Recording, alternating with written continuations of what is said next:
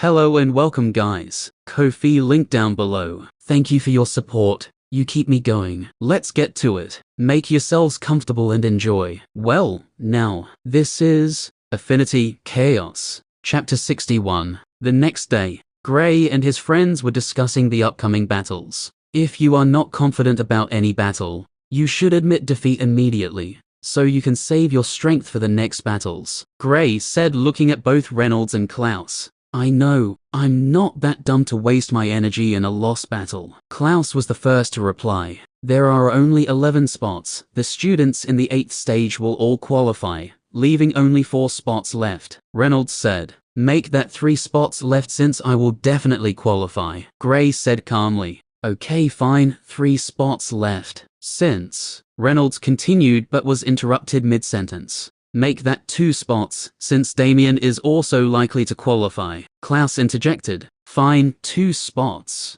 That leaves us with 4 students at the 7th stage, and you. Reynolds looked at Clouse. My chances of defeating the other 3 are pretty high, so I should be able to grab a spot. How confident are you in grabbing the last one? Reynolds asked Clouse. Not too confident. Clouse shook his head after some thoughts. You should be able to defeat 2 out of the 3. Gray said. Yeah, I should, but it's not going to be easy. Clouse clenched his fist tightly. Among the group, he was the weakest. Being friends with Gray, Reynolds, and Alice had pushed him to work harder in his training. It's just, sometimes he feels like it's still not enough. He was already in the 1st stage of the arcane plane when Gray entered the academy. Now Gray was already 1 stage ahead of him, and even if they were in the same stage, he knew he had no chance of defeating Gray. Luckily, this didn't make him depressed, it only pushed him harder to train more than he usually does. He has advanced quicker than his expectations over the year, since he became friends with Gray.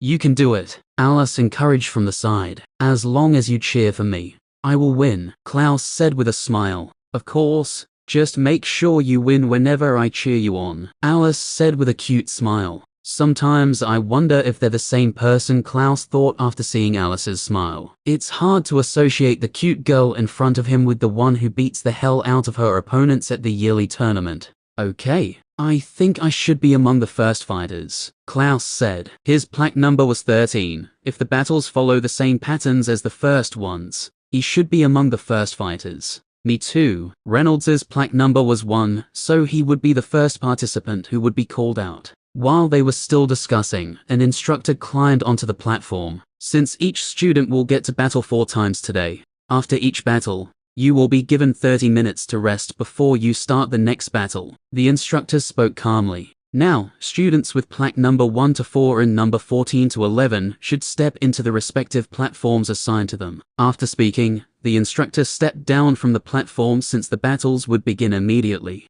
Wish me luck, Clouse said before heading towards the platform. Good luck, Gray and Alice said at the same time. They both wanted Clouse to grab a spot, so they could all participate in the competition. Reynolds headed towards the first platform, while Clouse headed towards the second one. When Reynolds got to the platform, on seeing his opponent, he shook his head with a wry smile. His opponent was none other than Damian. Although he wasn't confident in defeating him, it didn't mean he shouldn't try. He wants to at least know the difference in strength between them. Clouse's situation was even less hopeful. His opponent was a girl called Sheila. She was one of the 2 stronger ones in the 8th stage. Clouse was familiar with her, since she was also from the water hall. Hey Sheila. Clouse waved a hand with a smile. Hey Clouse, truthfully, I'm quite surprised you made it this far. I never knew you were this strong until your battle with Mike, Sheila said truthfully. Clouse smiled in response. He knew Sheila wasn't trying to look down on him, she was only saying what she thought. They couldn't be said to be close friends, acquaintances at best. They spoke for some time since all the students haven't gotten to the platform yet. Begin, the instructor said after the other students arrived. Clouse knew this battle was lost, so he didn't plan on wasting his energy. And he caught sight of the battle between Reynolds and Damian, so after sending out some series of attacks, he yielded. He spoke with Sheila as they descended the platform together. Sheila was happy Clouse admitted defeat quickly, since it would save her the energy of battling. Although she would win even if he didn't admit defeat quickly, it wasn't like Clouse wouldn't be able to fight back. The instructor nodded at Clouse's wise decision. He felt Clouse had a chance against those in the 7th stage. From his point of view, Clouse shouldn't bother with those in the 8th stage, and just save his strength for those in the 7th stage. Clouse returned to his seat to watch the battle between Reynolds and Damian. Ray is strong, Clouse said after watching the battle for a while. He knew although Reynolds said he wasn't too confident in defeating Damian, there was no way Damian could defeat him easily. Yeah, but Damian already has the upper hand in this battle. It would be pretty hard for him to reverse the situation, but it's not impossible. Gray said what he thought about the battle. Yeah.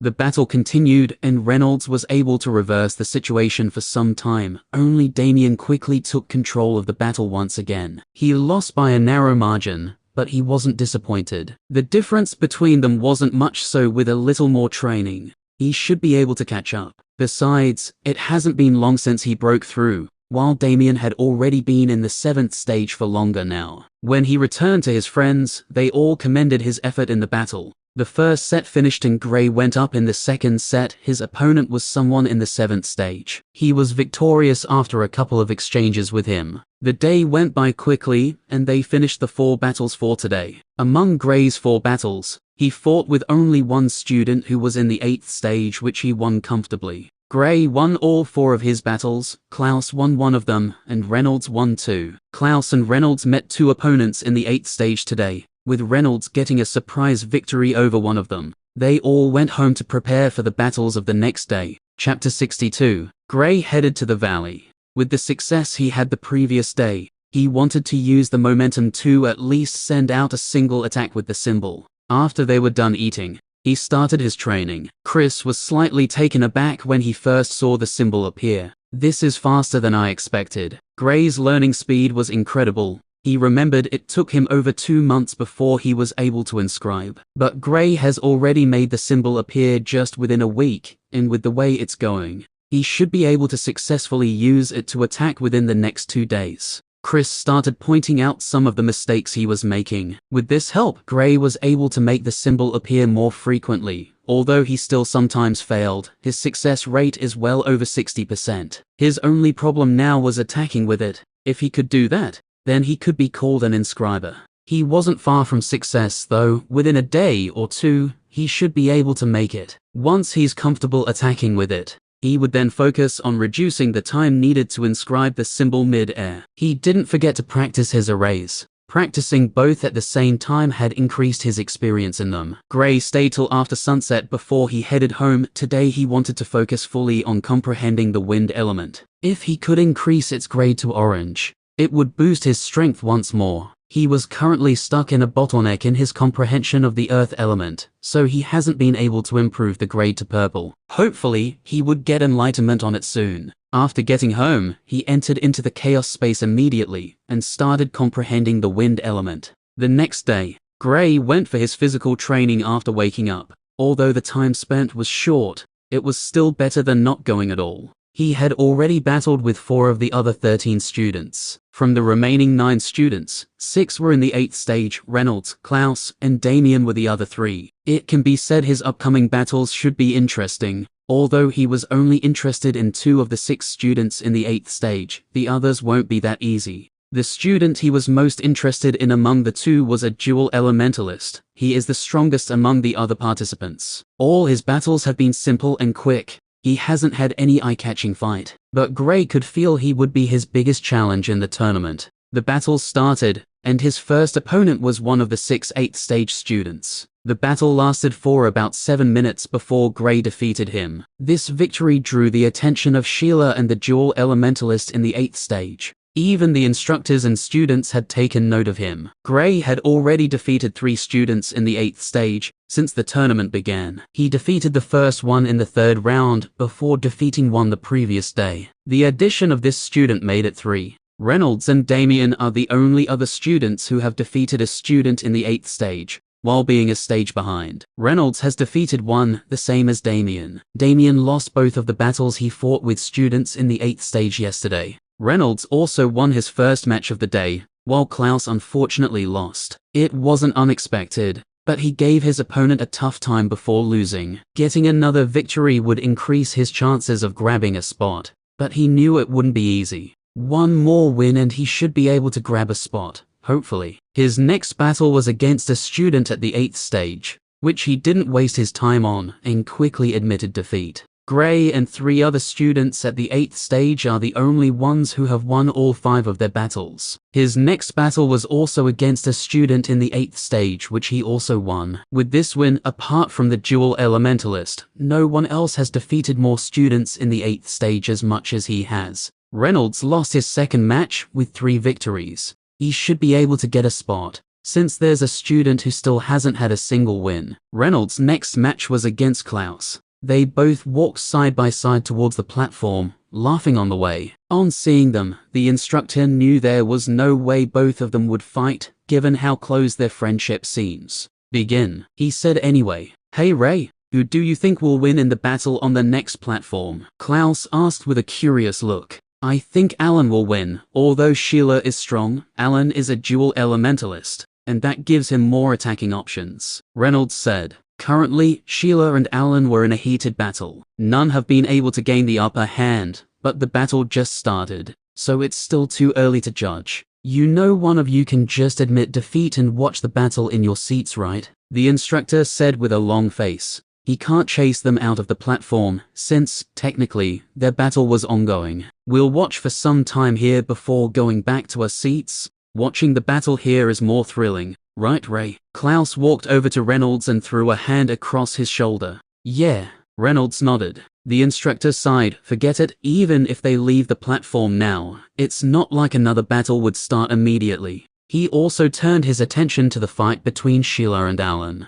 Bang! A fire snake clashed heavily into a wall made of ice. The wall immediately started cracking, but it managed to hold on. As soon as the fire snake was blocked, Sheila sent out ice arrows towards her opponent. Allan utilized the wind element to quickly dodge the attack. They exchanged some more moves. This had been the most exciting battle since the tournament started. It got everyone's attention. The few who were still battling even took peeks at it. Lotus, Allan said calmly. A 3-petaled lotus appeared in the air. It was entirely made of scorching flames. Look, he has been able to make 3 petals appear. Wow. Different conversations started when the lotus appeared. This was a powerful technique that both the fire and water elementalists could use. If used by a water elementalist, it would be made entirely of ice. The more petals the lotus has, the stronger it is. Only after reaching the 5th petal can one make another lotus appear, but it wasn't that easy, since congealing the petals increases in difficulty after each petal. How many petals can you make? Gray asked Alice, who was sitting beside him. Same as him, but I should be able to make the 4th petal soon, Alice replied. Gray nodded before he continued watching the battle. Let's see who has the strongest lotus, Sheila said seriously. Ice lotus. A chilling wind came with the appearance of an ice lotus floating at the front of Sheila. Just like Allan, her lotus also had 3 petals. Go. Go. They both sent their lotus towards their opponent. Boom. Both lotuses crashed against each other and exploded. One part of the platform was covered in ice, while the other side was covered in fire. It was a spectacular sight. A war of ice and fire has always been a spectacular sight. They were clearly in a stalemate. None was able to get the advantage. Hurricane! Allan's calm voice was heard once again. The flames immediately started raging with the boost it got from the wind. Allan ingeniously used the wind element to increase the intensity of his flames, thereby giving it the advantage in the war between ice and fire. The fire soon started gaining the upper hand. Allan wins. Chapter 63. Allan looked at the instructor calmly before walking off the platform. What an exciting battle, Clouse said. Yeah. This was absolutely a top-notch performance from both fighters, Reynolds added. The instructor in charge of their platform looked at the 2 commentators and couldn't help but roll his eyes. Clouse and Reynolds spoke all through the fight between Allan and Sheila. There were times they made him laugh with their commentary. Are you 2 done? Clouse and Reynolds shifted their gazes back to him. Oh, sorry, we forgot our battle was still ongoing, Clouse said. Ray, what? Admit defeat. Why? Well, because I need this victory. Why don't you admit defeat instead? You idiot, don't you want me to participate in the competition? You have a point there. The 2 continued bickering some more. The instructor felt like beating both of them up, Why was I the one sent here? He almost couldn't hold back anymore. Luckily, Reynolds admitted defeat before his anger exploded. The instructor knew Clouse, and has always known him for being playful, so he just let it slide. When they both got back to their seat, one more battle was still ongoing. So Gray was still there. Why did you two take so long? Gray asked. Because of the fight between Allan and Sheila, he didn't check on his friends. He knew they weren't going to fight anyway, so there was no need. The only thing that is puzzling him was why they took so long. You didn't see a fight. We had an epic battle. Clouse started exaggerating the non-existent fight he had with Reynolds. Reynolds just looked at him with a confused look. The only thing in his mind was, when did we have such an epic battle? And after I dodged that attack, I was able to immediately send him flying off the stage. Clouse smiled after he finished his story. So in short, Reynolds admitted defeat after you were done watching the battle. Yeah,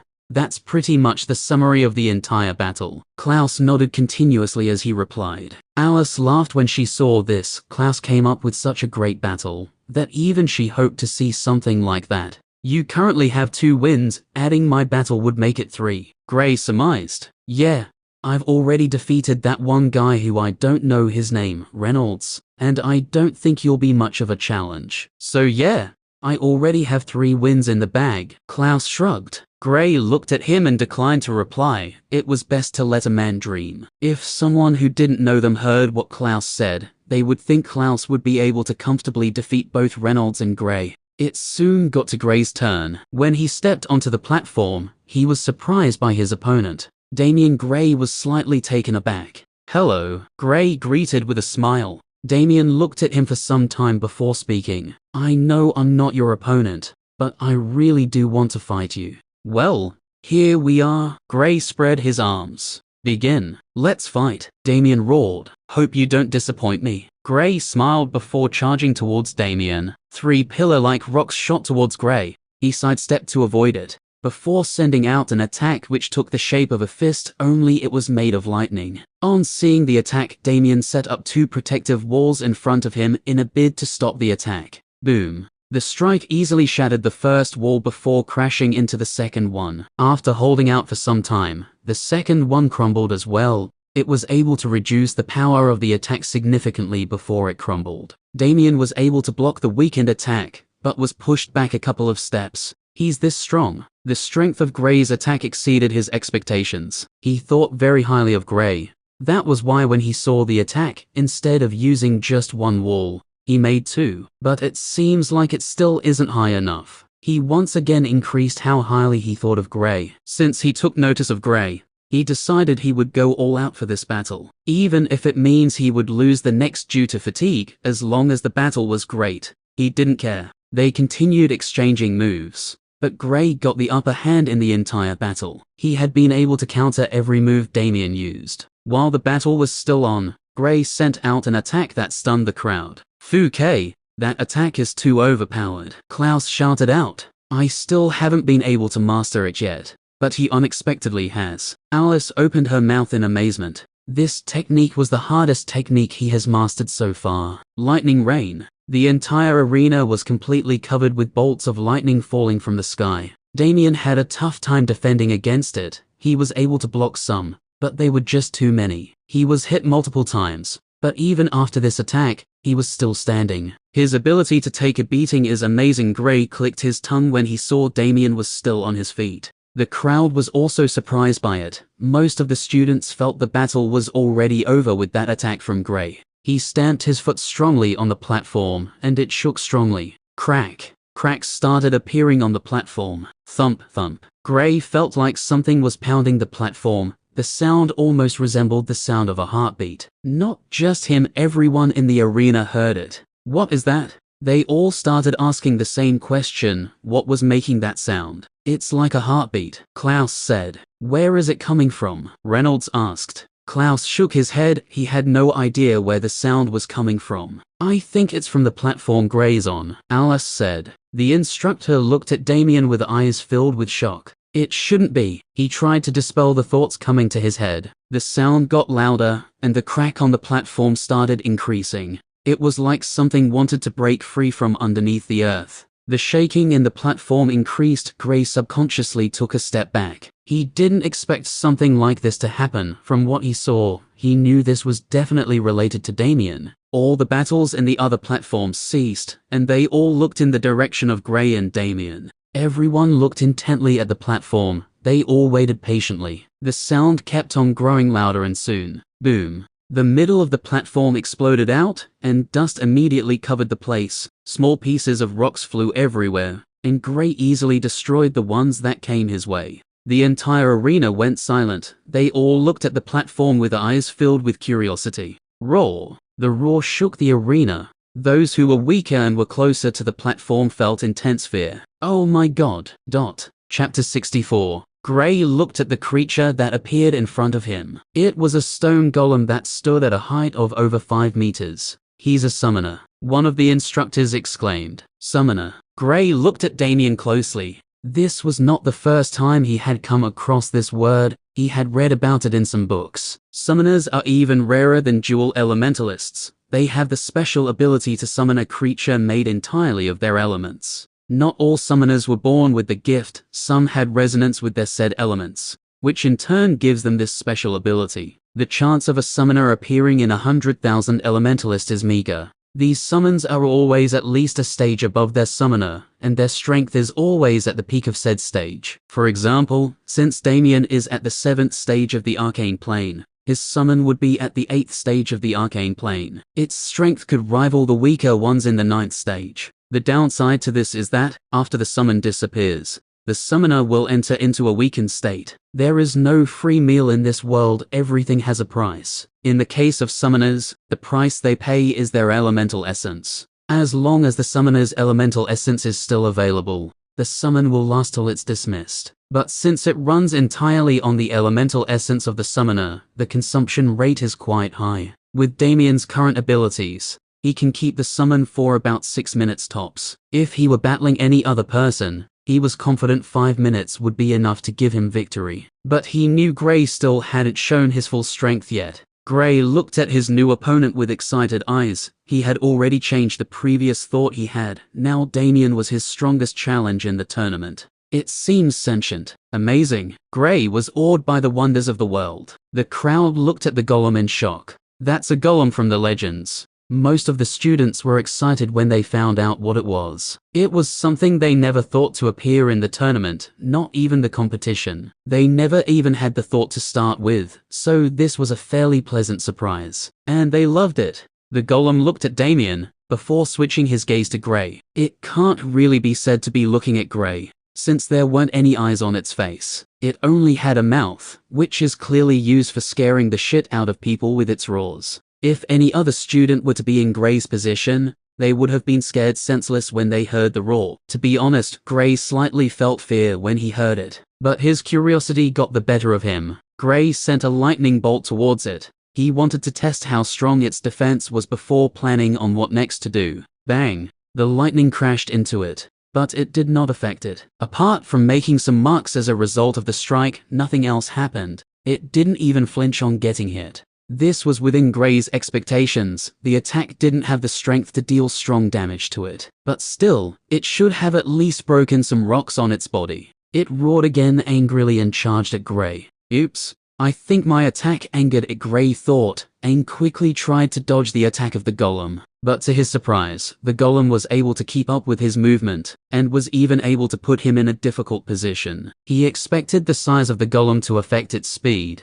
but his thoughts were dead wrong. The golem was as fast as he was, which wasn't supposed to happen given its size. It sent a fist towards Gray. The power behind it was unbelievable. The instructor by the side was already prepared to charge in once he notices Gray couldn't hang on. Lightning covered Gray's hands completely, and he struck a fist towards the fist of the golem. When the instructor saw this, his heart nearly jumped out of his throat. Is he mad? The students all had similar reactions. Gray's idea of using his fists against the golem was idiotic from their point of view. Bang! Both fists slammed into each other and Gray was pushed back. He clearly lost in the battle of strength, but he managed to destroy some parts of the golem's fist. How's this possible? The students and the instructors felt like their view of life had shattered. Gray attacked the golem with his fist covered only in lightning, but was alright. After some thought, they all attributed it to the lightning he used. This isn't so bad. Gray looked at his fist with a smile. Although the lightning did most of the work, his physical strength still came up with about 40% in that attack.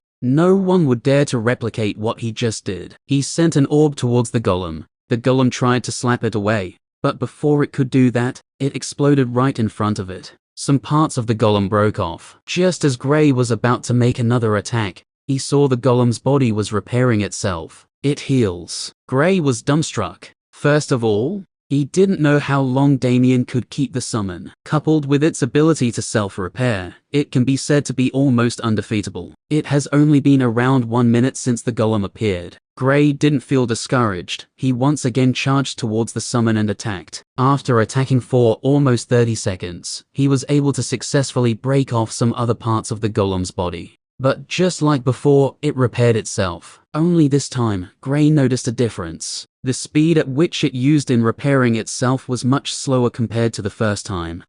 Seems like I found a way. Gray came up with a plan. That was to beat the golem so much that its repair speed won't be able to keep up with the damage it would be taking. He charged at the golem, but this time, the golem sent him flying with a punch. Luckily, he was able to keep himself on the platform, else he would have lost this fight. Gray had already used earth armor, which was able to limit the damages he took from the golem. During the course of the next minute, Gray had been sent flying 2 more times, but he had been able to make some major damages to the golem. Currently, one of the golem's hands was in the process of repairing itself. Gray managed to completely destroy one of its hands with a lightning blade he sent towards it when he found an opening. The battle has been exciting all through. The students were all watching the fight animatedly. Since this was something they were seeing for the first time, they wanted to see just how strong the summon was. And it hasn't disappointed them so far. The surprise they got from the battle was the fact that Gray was able to still battle with the golem, even after the times it had sent him flying. He not only was still battling,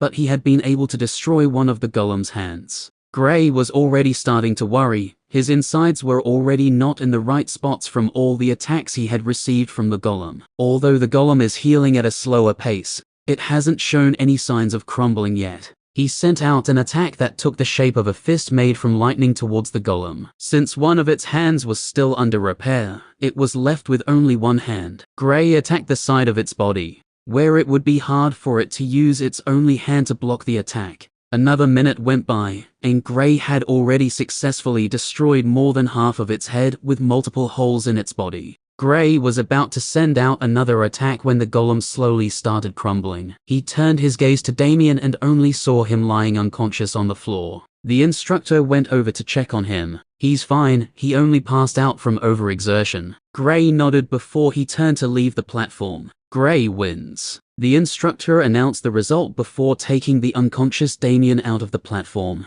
The students all applauded Gray's strength. For him to be able to battle the golem for as long as he did without suffering a defeat was just amazing. Sheila felt she wouldn't stand a chance against the golem if she were in Gray's position. Gray walked over to his friends and sat down to rest. He still had one more battle for today, so he needs to recover as much strength as he possibly can. Reynolds won his next battle, which was against a student at the 7th stage of the arcane plane. But the most shocking thing happened at Clouse's battle. His opponent was Damian. Damian was still unconscious and would only be able to battle the next day, so Clouse won the battle as a result of a forfeit. He immediately started one of his legendary bragging sessions once again, which Gray showed no interest in, but Reynolds was completely hooked to what he was saying. Chapter 65. Gray's last battle was against a student in the 8th stage. Although he won, he was worn out from the after effects of the battle he had with Damian. It took Gray almost 10 minutes before he was able to defeat his opponent, and he was mostly on the defensive, trying to save as much energy as he possibly could. One clean strike was all it took to defeat his opponent at the end. This was the first time Gray was this exhausted from the battles. The upside about the whole event was that his last opponent wasn't either Sheila or Allan. He would have definitely lost if he had battled any of them. After the battles, Gray went home directly. There was no way he could train in this condition. He needed rest. He woke up just before sunset. The exhaustion had died down a little. Since he couldn't train, he decided to try comprehending the elements. Damian's use of the earth element gave him more understanding of it. Compared to him, Damian was more adept in the earth element, hence he has more understanding and depth of it. Gray was able to learn some things in the battle, so he wanted to use his newfound knowledge and see if he could break through the bottleneck and successfully advance the grade to purple. The next day, Gray went for his morning training as usual. After returning, he felt more energetic compared to the previous day. The battle with Damian nearly drained him. The other battle did the job. Luckily, he won both. As it stands, out of 13 battles, he had already won 8. He had 5 battles left. Reynolds and Clouse were 2 of the 5, while the other 3 were Sheila, Allan, and another student at the 8th stage. "How are you feeling today?" Alice asked on seeing Gray. They all saw how exhausted he was after the last battle he had yesterday. He was barely able to walk home. "I'm much better. I shouldn't have a problem with battling today." Gray smiled. He appreciated the support and care his friends always showed him. When the group heard this, they all smiled. Gray's situation could almost be said to be the same as Damian's. The only difference was that Gray managed to struggle home, while Damian didn't even know how he left the arena. "Who would have thought Damian was a summoner?" Clouse asked. "I was taken by surprise when the Golem suddenly appeared." Reynolds joined in the topic. "How did it feel to battle against it?" "Well, not good," Gray said. After thinking for a while, he added, "It's like battling an unbeatable opponent. It doesn't feel pain, so no matter how hard you hit it, it would just shrug it off like it was nothing. It can regenerate, which made it almost immortal. It's fast, which you all witnessed during the battle, and it radiates some sort of pressure that oppresses its opponent. Now that I think of it, it suddenly made sense why it was able to keep up with my speed. Although it's fast, it shouldn't be to the same extent as I am." This baffled Gray during the battle. No matter what movement technique he uses, the Golem was always able to keep up with his speed. There was a time he even infused his body with the wind element, coupled with the lightning element, but it was still able to keep up. Speed was something he was proficient in,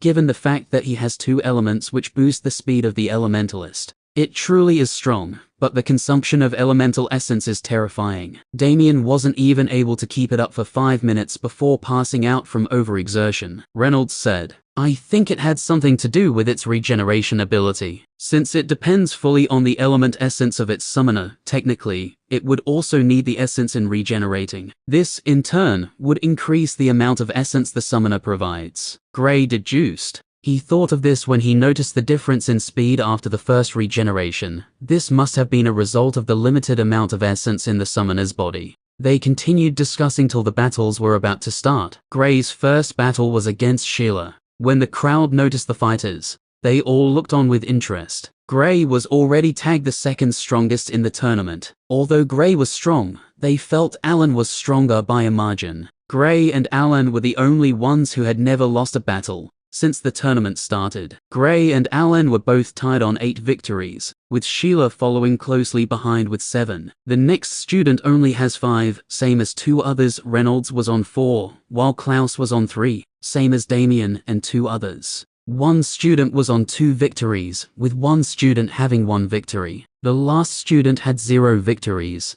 and he knew his chances were gone. After the battle started, Gray didn't waste any time and sent out 3 earth spikes and 6 lightning orbs towards Sheila. He planned to end the battle as soon as possible to prevent any unexpected surprise. The one he had the previous day was enough for him. Sheila dodged the attack expertly before sending out her own attacks. They exchanged moves, with Gray getting the upper hand during the first 2 minutes. Lightning rain. Gray mumbled under his breath. He had been searching for an opportunity to use it, so when he got to the opportunity, he didn't delay. Sheila's heart tightened when the first bolt struck towards her. She remembered the attack from the previous day. It was hard to defend against due to the number of lightning that strikes towards the target. She used water to form a protective shield around her. It was able to survive the first set of attacks from the lightning, but on doing this, she couldn't have a chance to attack, since her focus was placed on her protective shield, which was being bombarded with attacks.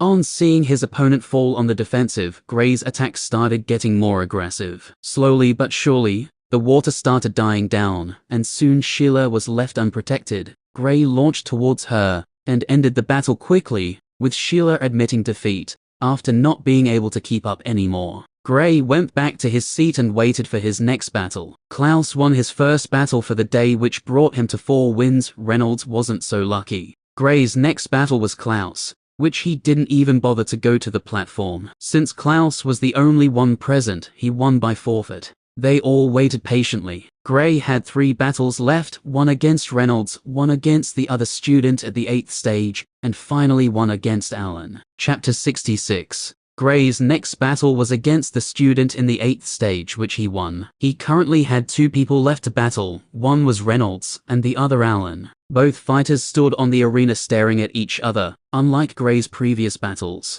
he was 101% focused on this battle. He couldn't be careless since he knew how strong Allan was. Begin. The instructor called for the battle to start. Both fighters attacked at the same time. Allan used the fire element to launch his attack, while Gray used his lightning element. Boom. The attacks collided, causing an explosion in the arena. The students watching the fight from the stands all held their breaths and kept quiet, watching the fight intensely. This was the most anticipated battle in the tournament. Although most of them felt Allan was stronger, they wanted to see how far he could push Gray. The explosions soon died down, and both fighters could see each other once again. Gray squinted his eyes and launched an attack at Allan. He created 3 earth maces that he sent at Allan. Allan didn't panic and used a wind technique to dodge all 3 maces Gray threw at him, while also sending out a palm made of fire towards Gray. An earth wall appeared before Gray, completely blocking the path of the palm. Bam! The palm struck the wall, causing cracks to appear on the wall. Crack! The cracks on the wall gradually grew bigger, while the flaming palm slowly started to shrink. But before the fire shrunk, bang! The wall instantly exploded as it couldn't withstand the force from the flaming hand anymore. Gray quickly dodged to the side, avoiding the rubbles as well as what was left of the flaming palm. The battle went on for 4 minutes, with Gray and Allan exchanging multiple moves. From their exchanges, it was clear to see that Allan had a slight advantage over Gray, since he had been able to push him back on more than one occasion. Only, he still hadn't been able to completely dominate him, as there were times when Gray would come out with a flurry of attacks that overpowered him. Lightning Rain, Fire Lotus. Gray and Allan decided to bring out their big moves after over 4 minutes of fighting. Allan's 3-petaled Fire Lotus went straight at Gray, while Gray's Lightning Rain started falling down on him. Being a wind elementalist, Allan managed to escape from some of the lightning, but not all. While Gray on the other hand tried to block the Fire Lotus coming his way, he made 2 earth walls, but the first one was instantly destroyed and the second one only lasted a second before it was also destroyed. Gray tried to escape from the impact of the blast, but was a little too late and was sent flying. He crashed into the ground of the arena, slightly injured. He quickly stood up and saw that Allan, who had escaped the area of the lightning rain, was already coming in his direction. Allan sent a fireball towards the unsteady Gray, who tried to block it with a lightning bolt. Boom! The attacks collided and Gray, who was too close to it, was sent flying once again by the impact of the explosion. Allan, seeing that Gray was down once again, charged at him with the intent to attack once again. Gray was already feeling some aches all around his body, and just as he was trying to stand up, he saw Allan charging at him. He could only smile wryly, because he knew this was already a lost battle. I concede. He gave up before Allan could get to him. If he continued fighting, then from the current advantage Allan had over him, it would be difficult for him to turn the tide. Allan stopped and looked at Gray. This wasn't an easy battle for him, and the lightning rain Gray used in attacking him did some damages to him, and he was currently panting heavily. He knew clearly that his stage was what gave him the first advantage over Gray in the battle. Gray accepted the defeat since he lost fair and square. There was no excuse for it. Allan was stronger than he was, and that was a fact. He didn't sulk over it and went over for his array training. He still hasn't been able to strike with the symbol so far, so he had to focus on it.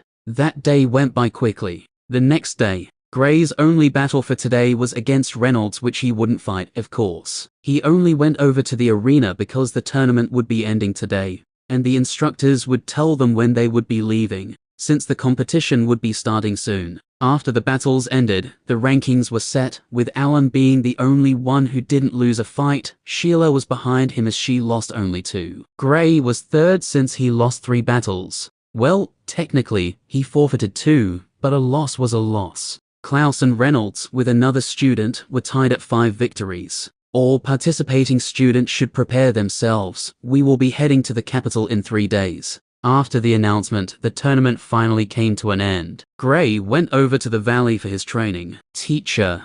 Gray suddenly called out after failing to once again unleash an attack from the symbol. Chris raised his head to look at his cook. Oh, sorry, student. Yes, I have a request, Gray said in a small voice. Oh, what is it? Chris asked with curiosity. The instructor announced we would be heading to the capital in 3 days. I'm aware of that. Could you take me back to Red City? Since I came to the academy, I haven't gone back because my mom told me she would send a letter. It's been over a year now and I haven't heard anything from her yet. I haven't seen my father since I was 8, and she said she was heading over to where he was. I know the chances of her still being in the city is small, but I still want to check. The volume of Gray's voice decreased the more he spoke. He had missed his mother so much, she was his greatest support, and not hearing from her for over a year now, he was starting to get worried. His father left in a hurry and he didn't hear from him again. His mother always told him he was fine, and he could feel she wasn't lying from how confident she was whenever she says it. Now, she said she was going over to meet him,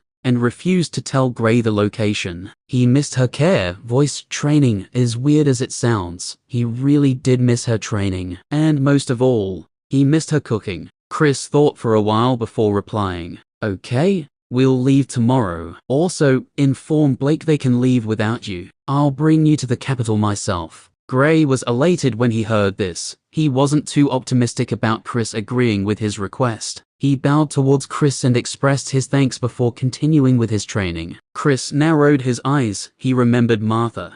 There's something about this family, from what I felt that day. Martha should at least be at the 7th stage of the Overlord plane, if not higher. How could someone with that strength stay at that little place? Chris knew without a doubt. They were hiding something. He didn't even think Gray knew what plane his mother was. That attack Gray did summed up his suspicion about the family. But he could tell Gray knew nothing about his mother's strength. If he knew, he wouldn't be worried since no one in the Empire could harm her unless she was sneak attacked by a group of experts. But the possibility of that happening is too small, since the amount of elementalists in the late stages of the Overlord plane are few. The next day, after bidding farewell to his friends, Gray went over to meet up with Chris at the valley. He was a little hopeful about the journey, but he could deal with whatever the result was. Blake was present in the valley when he arrived. He turned his attention to Gray on seeing him enter. Gray bowed to Blake before walking over to where Brown was.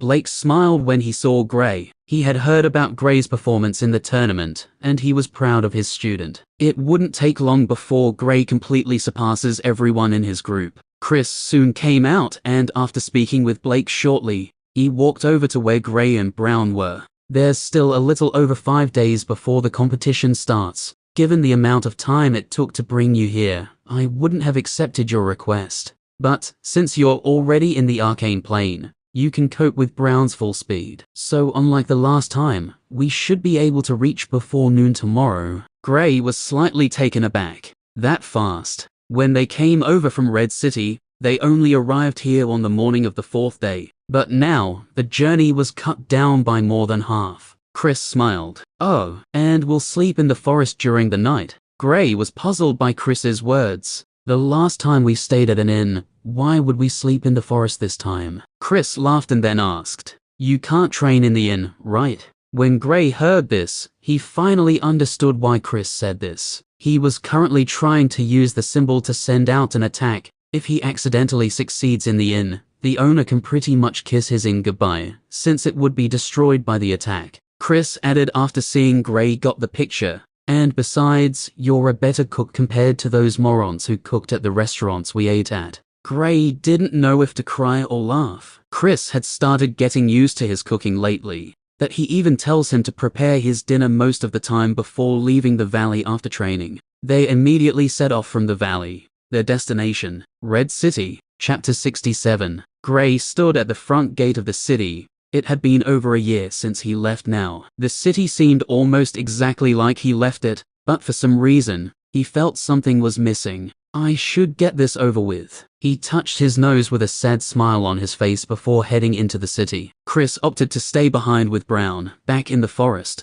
since there was nothing in the city that interested him. With a slight smile on his face, Gray entered the city. He didn't have any friends in the city, since they all abandoned him during the first time he took the test. He couldn't say they were true friends though. Gray looked at the building not too far from him. This was the place he spent over 15 years of his life. The smile on his face only got sadder the more he looked at the place. So that's what is missing. Huh. He could see someone in the building, but it wasn't who he wanted. A new family was already living in the place. He watched the kids play for some time before leaving. It was a bittersweet moment for him. He remembered all the times he played here with his mother and father, the times he hid whenever he had messed up, and his mother was searching for him to give him a good thrashing. Oh, training. Looks like she has left for a while now since the building is already occupied by someone else. Gray asked the neighbors to know when she left. He got to find out that Martha disappeared just over a month after he left for the academy. They woke up one morning and didn't see any signs of her. It was only after a month did they confirm she was gone, but the building was only occupied after a year had passed.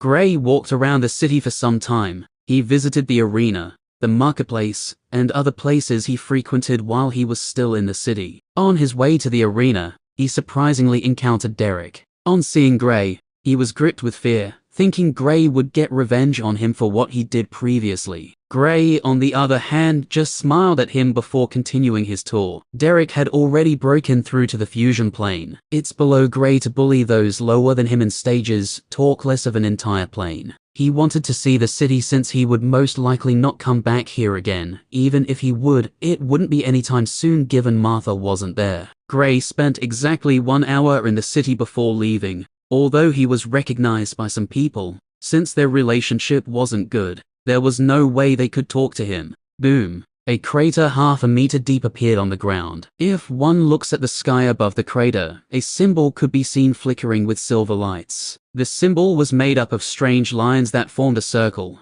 Compared to yesterday, you've made some improvements, Chris said as he inspected the site of the attack. This was the 5th time Gray was attacking with it today. They left Red City 2 days back, and we're already more than halfway to the capital. Gray was able to successfully attack with the symbol the previous day, and was now working on increasing his success rate and speed. With Chris's help, he was improving quite quickly. He could already be called an inscriber. Okay, well, half an inscriber. At least in 5 tries, he could now successfully attack with the symbol 3 times. His proficiency with controlling the essence has also improved with time. A thought came to him which he quickly dismissed. He still wasn't confident enough to try it again, but he knew it wouldn't be long before he tried it. I feel the attack isn't as strong as it should be, Gray said, looking at the flickering symbol above him. Chris looked at the symbol and laughed. Well, what do you expect from that? He pointed at the symbol before explaining. It's not good enough yet, so you don't expect it to have a higher attack power than what you already have. The flickering shows the symbol might die out at any moment. It can't gather the required essence for the attack due to this. Gray felt what he said made sense, since his symbol looked like it was just holding on, and might die out any moment. Chris gave him some tips on what to do. He continued his training while they were still on the journey. On the evening of the next day, they arrived at the capital. A magnificent city appeared before Gray. The city had the most illustrious buildings he had ever seen, and even the gates were imposing. It exuded an aura that made those ordinary citizens shake in fear. What surprised Gray was the fact that the guards at the gate were all in the late stages of the arcane plane. One has to remember the mayor of Red City was only in the arcane plane. He hadn't even gotten to the late stages yet. This was the capital city, the most dignified city in the entire empire. It had everything you could ask for. What? How can it cost so much? Gray's heart was currently bleeding as he looked at the meal before him. After entering the city, he told Chris he wanted to have a meal. Chris warned him on how expensive meals were in the city, but on remembering the money he took from the bandits, which he rarely used, he was confident he could pay. Besides, meals in the most expensive restaurants back at Luna City only cost around 2 to 5 silver coins. It's just 50 silver coins, Chris said with a smirk, clearly enjoying the current plight of Gray. What do you mean just 50 silver coins? That's half a gold coin. What the hell are the meals made of? Gray looked at the meal before looking around again. This is even a run-down place, yet they charge so much. Chris shrugged. It's not my problem. I told you when we entered the city about how expensive things were. Gray felt his head hurting. This was his hard-earned money. Okay, the bandits' hard-earned money. You know what? Just forget it. It doesn't matter. The main problem now is, a meal is about to cost him almost 1/10 of his entire wealth. Who would eat something like that? Can I return the meal? The waiter looked at Gray with emotionless eyes before replying. No. He left after his reply. Gray ate the meal with a heavy heart, with Chris laughing by the side. Teacher. Gray looked up at Chris when he was almost done. Yes. Why don't you pay for my meal since it's the first time you're bringing me to the capital? No. Chris answered with a sneer. Stingy old man. Gray said in his head before paying for the meal. When he took out the coins, he almost couldn't let go of it. Only after the waiter dragged with all his might did he finally let go. The waiter looked at him with an expression of fear. He knew since Gray was this strong, he was definitely from a large force. But he still couldn't understand why Gray was so stingy. We should head over to meet the others, Chris said after they left the restaurant. This was not his first time coming to the city, so it didn't take long before he took Gray over to the others. The Empire always provided a residence for each academy. Contrary to Gray's expectations, the capital wasn't that big. Lunar City was larger than it was. They headed towards the eastern part of the city, before arriving at a gate that had the word Lunar boldly written on it. This was the residence assigned to the Lunar Academy. Chapter 68. The competition will start tomorrow. Why isn't Gray here yet? Reynolds asked with a worried look on his face. He should be here before the competition starts. Alice said calmly. She knew Gray wouldn't miss the competition for anything in the world. Since he went back with Senior Chris, he should arrive on time. Clouse knew Chris, so he wasn't worried about Gray not making it in time. Before leaving, Gray told them he was heading back to Red City. Among the group, only Clouse knew Chris, so he was the most carefree. While the group was still conversing, Gray and Chris were just entering the residence. Gray looked around, awed by the exquisite designs of the buildings. Luckily, he didn't act like a country bumpkin, else Chris would have been embarrassed. He followed Chris, and they soon got to a building. Gray heard voices as they got close to the building. Have you been able to find out the reason they increased the quotas? I have. A trial. The speaker suddenly stopped and looked towards the entrance of the building. Chris was the first to step into the building, with Gray following closely behind. The building wasn't too large and was just like a hall, with seats at each side of the building and 5 seats arranged at the front. Tables were in front of the seats at the front and also the ones by the side. Gray looked around, and most of the faces here were familiar with him. The one who was speaking earlier was clearly the man seated at the front seat. This wasn't the first time he heard the voice, so he was able to figure out it was him. Seated at the front seat was none other than Oliver, the principal of the academy. He saw Blake and the other head instructors, with a few other instructors he wasn't too familiar with. But since they were together in the meeting, it's evident their status at the academy was high. When did you come? Oliver asked with a smile on seeing Chris. Just now, Chris said offhandedly and took a seat. Why is he here? An instructor said while pointing at the Gray. Gray looked at Chris before replying. I don't know the place where the students reside. The instructor looked at Chris before saying towards another instructor, take him to where the students reside. The instructor took Gray out of the building and directed him towards where the students were. What were you saying? Chris asked after Gray had been taken out. It's about to open, Oliver said in a solemn voice. You mean that place? Chris asked with a startled look. Yes, it has already been over 100 years now, so it isn't surprising it's about to open, Oliver said after some thoughts. He looked at the instructors in the building before continuing. Some of you already have an idea about what I'm talking about. Every 100 years, a land of trial opens up just at the border of the magical beasts forest. He paused and waited for the few people who were just hearing this for the first time to digest the information before continuing. It was first discovered by the Stellar Empire,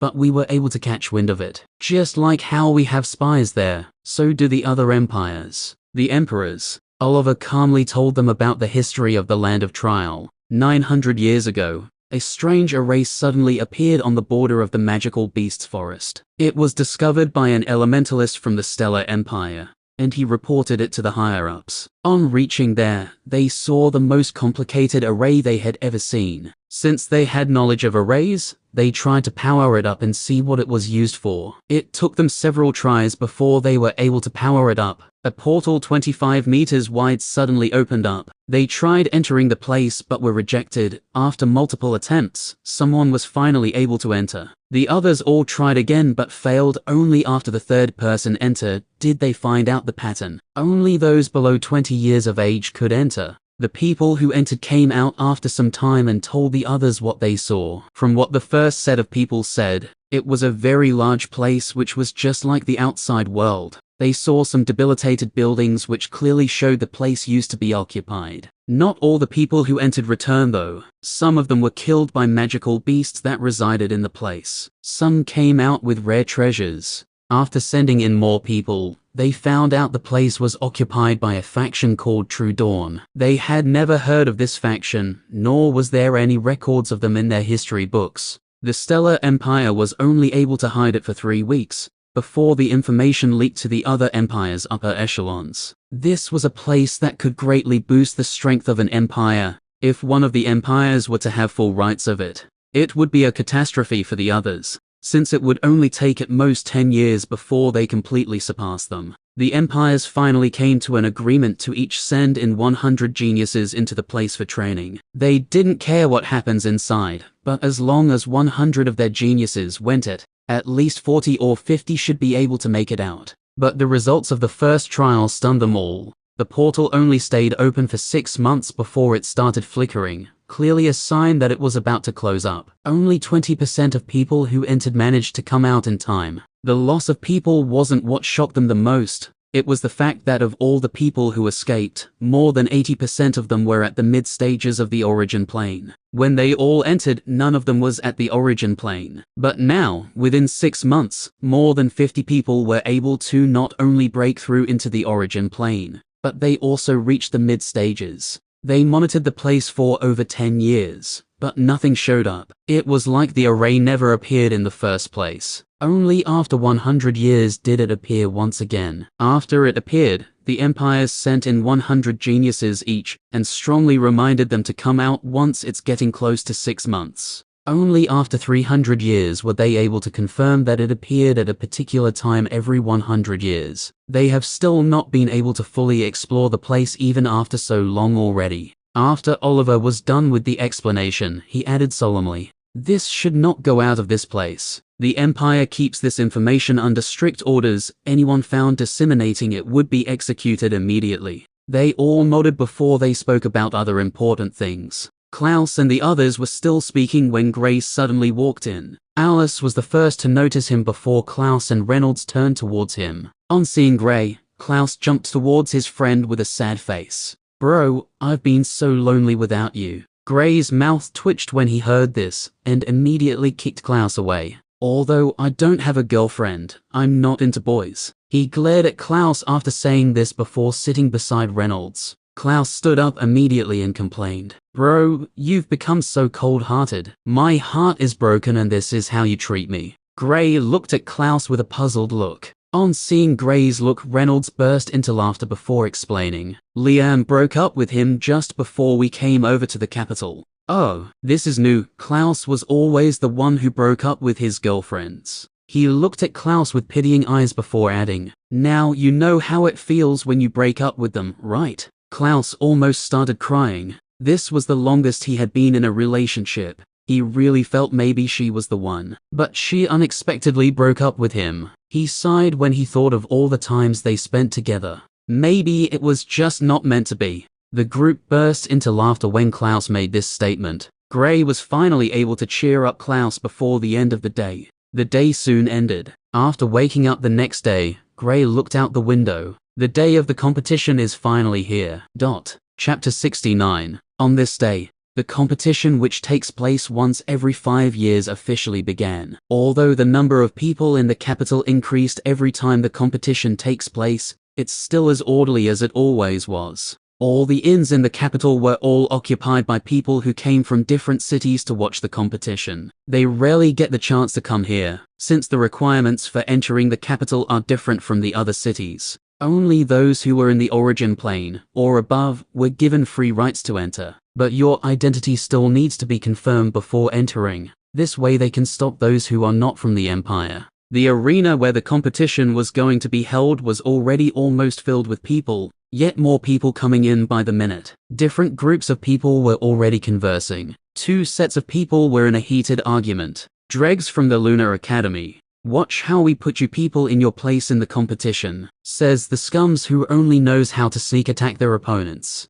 Yeah, why don't you people come at us one-on-one? We'll see how tough you are then. The two sets who were in an argument were clearly students from the Lunar and Starlight Academy respectively. From their conversations, you could infer that one of the students from the Lunar Academy was sneak attacked by a student from the Starlight Academy. The surrounding people only watched on with interest. They all knew about what was going on between the two academies. Even if the Emperor didn't intervene, the other academies had no interest in doing so. After all, they all had their own plans. While the students were still throwing shades at each other, a commotion suddenly drew their attention. Look, aren't those students from the Royal Academy? Someone in the crowd recognized the insignia crested on the clothes of youths who just entered the arena. They all had haughty looks plastered all over their faces. There were 6 boys and 4 girls. Could it be that the Royal Academy will be participating in the competition this year? Are you crazy? The Royal Academy has never participated in any of the previous competitions. Why would they start now?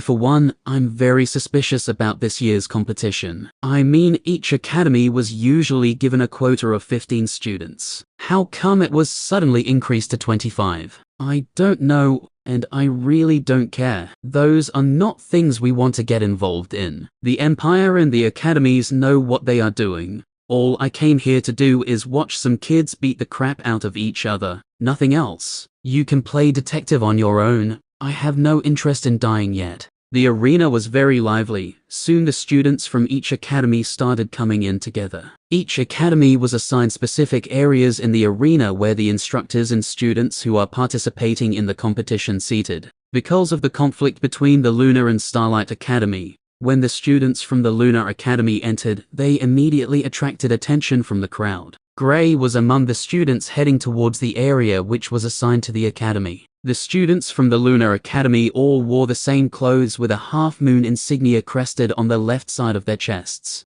The area assigned to them was close to the Royal Academy. When they got to their seats, some of their students went over to the area assigned to the Royal Academy. From this, one could see how close their relationship was. Gray saw a familiar face among the students from the Starlight Academy, Jonas. But on checking closely, he noticed he wasn't talking with anyone among the group. He was all alone and seated at a corner when they got to their seats. Unlike the Lunar Academy, who tries to create a friendly environment for all its students, the system of the Starlight Academy was completely different. In the Starlight Academy, only strength mattered. Those who are strong can do almost anything without facing any repercussions. They bully those who are weaker than them, with the Academy showing no signs of stopping them. The Academy even found ways to encourage this. They said only the strong deserved respect. Clouse noticed Gray looking at the students from the Starlight Academy, and couldn't help but get curious. Hey buddy, who are you looking at?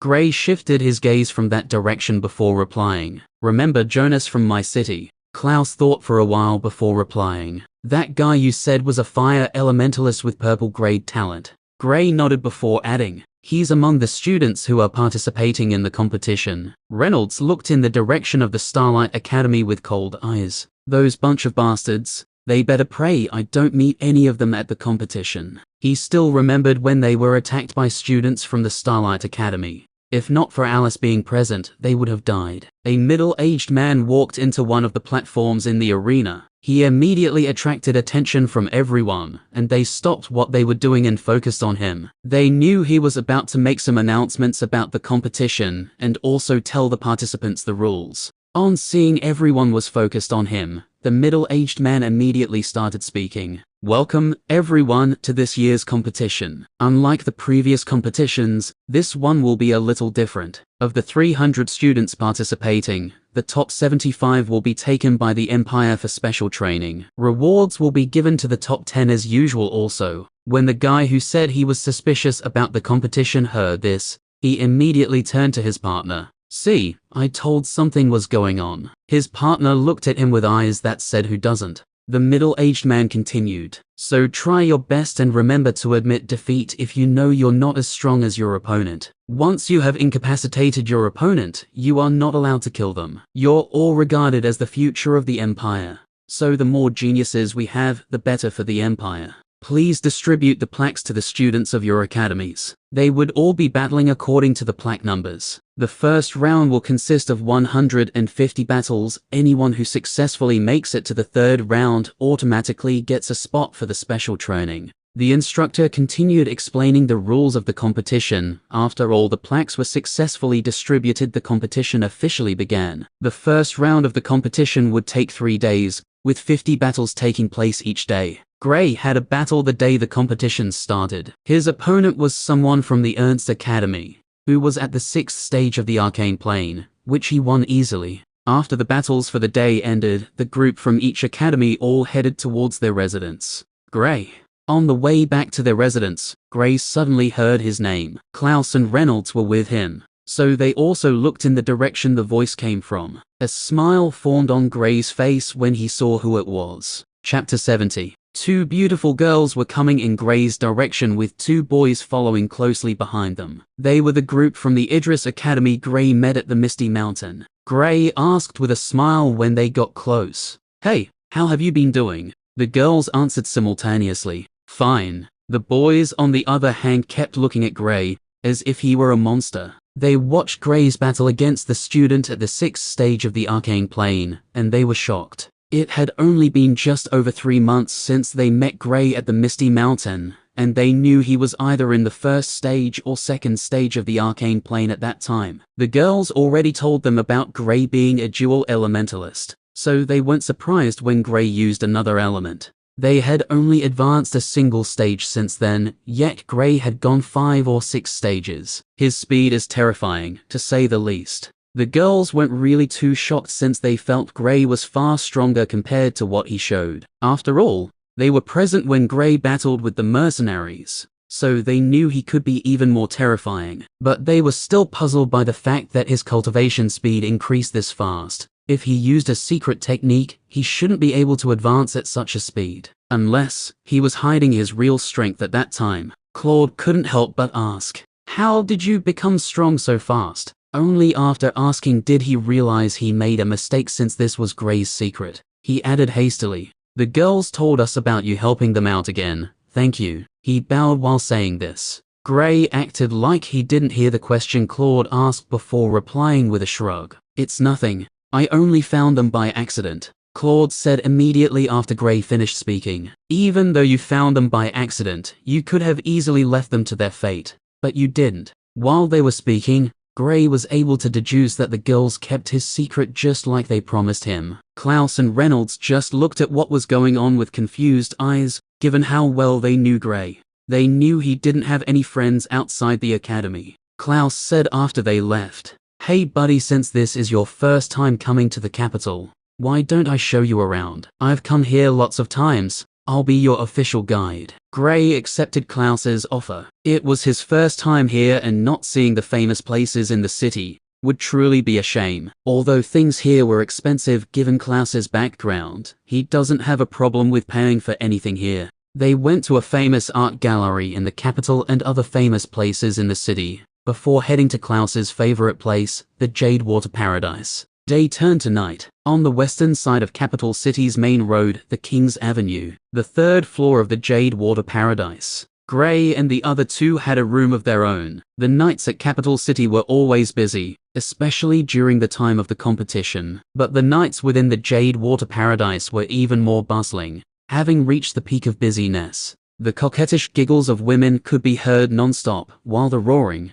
heroic laughter of men also constantly sounded out. Within a private room, The three bros drank while having an idle conversation, and by each of their sides was a delicate and pretty girl. Well, except for Gray. This was not the first time he had visited a place like this, since Clouse always took him to a place like this in Lunar City, especially after he breaks up with his girlfriend. Generally, Clouse and Reynolds would go off and have fun after having their fill of the wine, while Gray would at most drink a little before heading out. "Buddy, I'm going to bed now." Clouse's hands draped around a girl with long, green hair. His breath smelled strongly of liquor. Reynolds also got up with the girl he was with. "Bro, we'll be going now." "Are you sure you don't want a partner for?" Gray interrupted Reynolds. "That's enough, Ray. Stop talking, all right." Reynolds and Clouse looked at Gray with pitiful gazes, before Clouse said, "It's your loss, bro. You don't know what you're missing." Gray shook his head when he heard this. He watched as Clouse and Reynolds staggered out of the private room with their hands around the waist of their respective companions. He looked at the night sky through the window. He left the Jade Water Paradise and took a stroll around the city. His desolate shadow faded into the darkness of the night. If they all successfully passed through the second round, they would all get a spot in the special training. During these 2 days, Gray focused on his training. He was trying to increase the speed at which he could create the symbol, and also try to create it while he was doing something else. If he could successfully do that, then he could use it in battles and attack his opponent with a sneak attack. The second round of the competition soon started with 25 battles taking place each day. On the second day, it was Gray's turn to battle. His opponent was a student at the 8th stage from the Starlight Academy. Begin. Gray and his opponent struck at each other at the same time. Boom. An explosion rang out in the platform from their attacks. Gray's opponent stared at him with surprise. He planned on dealing a heavy blow to Gray when he found out he was a student from the Lunar Academy. But it seems like it's not going to be as easy as he thought. It's him. Impossible. How can he improve so fast? It's not even been up to 2 years yet. Jonas was dumbstruck when he recognized Gray. He was already very proud of himself for being able to progress at such speed, but seeing Gray greatly diminished his pride. He had already broken through to the first stage of the arcane plane when Gray took the test again, but now, Gray was currently battling an opponent he wouldn't even dare to, and he's having the upper hand also. Gray wins. The voice of the instructor announcing the results brought Jonas out of his stupor. He won. He just couldn't believe it. The only thing on his mind currently was, how? Chapter 71. Red City, 1 month after Gray left for the Lunar Academy. Martha looked at his room with a sad face. She was about to leave this place and head over to meet her husband Lucas. She reminisced about all the times they spent here, and couldn't help but sigh in frustration. If that moron hadn't gone when they called him, I wouldn't need to leave my little boy behind. Although she said this, she knew Lucas had to go since it was an important matter.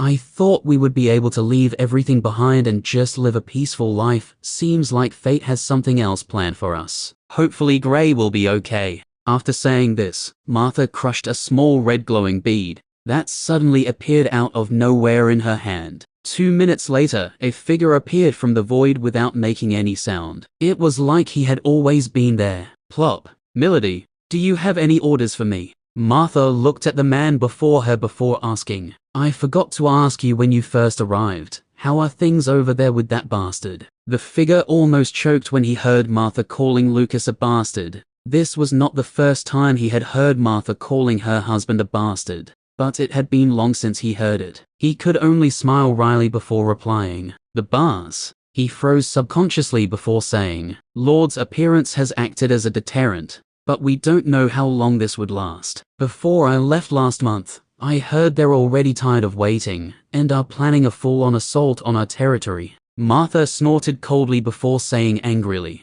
HMPH, those lowlifes want to benefit from what they didn't work. That secret realm opened in our territory, and we also cleared it. Do they know how many of our people died during the process? The figure smiled wryly. He was very familiar with Martha's temper. Although she was a water elementalist, her temper was the polar opposite of her element. There has been increased contact between them and Yuan region. There is a high chance they are planning to join hands on the assault. Martha's anger increased on hearing this, and the poor house suffered from it. Most of the furniture in the house started freezing rapidly, but she quickly calmed herself before she completely froze the entire house. I'll be going over. It seems like they have forgotten about the last time. You will stay here and protect Gray. Don't interfere with his daily life, only if his life is in danger should you intervene, but try to do it secretly. The figure nodded. Yes, Milady. What about Chris? Martha raised a brow before asking, what about him? There's something different about him. When the figure first arrived here, Martha sent him out to obtain information about the higher-ups in the Lunar Academy. Martha said in disdain when she heard this. He's a mere half-step sage plane elementalist. What is there to be worried about? Besides, I showed him a little hint of my strength. If he is wise, he should get the message I was trying to convey. Although it's surprising to see someone of his caliber in this backwater place, it's not impossible. Besides, Lucas and I also came here to spend the rest of our lives peacefully. If not for Lucas asking for their help which they couldn't even offer, there was no way they would have been able to find us. Martha said. The figure knew she was right. He didn't even know a place like this existed, if not for Lucas giving him the coordinates. When Martha asked for him, Martha disappeared from sight after giving her final orders to the figure. He was someone they trusted, so she knew Gray's life was in safe hands. Just like Martha, the figure also disappeared. Gray wins. Gray looked at his opponent who was currently lying unconscious on the platform. He didn't feel bad about how badly he beat him up, since he knew his opponent also had the same thoughts towards him. During the first round, a student from the Lunar Academy was almost beaten to death by a student from the Starlight Academy. Luckily, the man in charge stopped the battle quickly, but it didn't change the fact that the student was almost crippled by his opponent. The students from the Lunar Academy were sent into an uproar because of this, and a brawl nearly happened between them and the Starlight Academy. They all wanted to get revenge, so when Gray was given the opportunity, he didn't miss it. He was a student of the Lunar Academy, so even if he didn't want to get involved, he didn't have a choice in this since his opponent would not hold back. The students and the instructors from the Lunar Academy all nodded their heads in approval of what Gray did, while the students and the instructors from the Starlight Academy all threw death stares at him. Gray was completely oblivious to the death stares he was getting from the students, and also the instructors of the Starlight Academy, while he walked towards his seats. Since Gray was the first student from the Lunar Academy to dare to beat one of their students this badly, he was automatically placed at the top of their must-kill list. Well, this was not the only reason for that.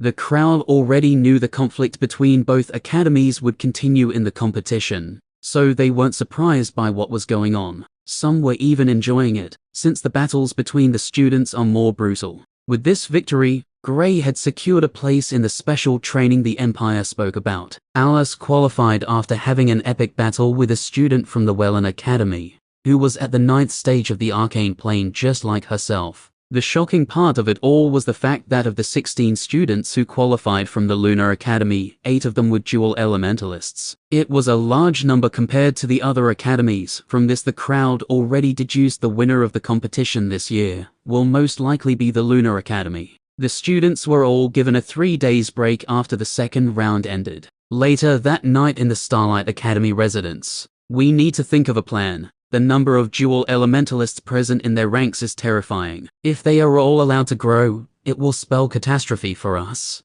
I also heard of a summoner appearing in their ranks also. You should all be clear about their strengths. The upper echelon of the Starlight Academy was currently holding a meeting. The appearance of so many dual elementalists in the Lunar Academy was a threat to them, added with the fact that a summoner was also among the students. If they had no qualms with the Lunar Academy, they wouldn't be worried, but they had always been at loggerheads with them. Enough. A deep voice said, "You all know how we usually solve our problems." The speaker spoke in a cold voice while looking at the people present in the room. A glint flashed past his eyes before saying, "By making them disappear." The others all nodded in compliance when they heard this. "I've already sent someone to investigate the backgrounds of all the dual elementalists present at the competition and also the summoner. For now, our main target is a student called Gray. He's a dual elementalist who is at the 7th stage of the arcane plane, and I regard him as our greatest threat." When the others all heard of Gray's cultivation stage,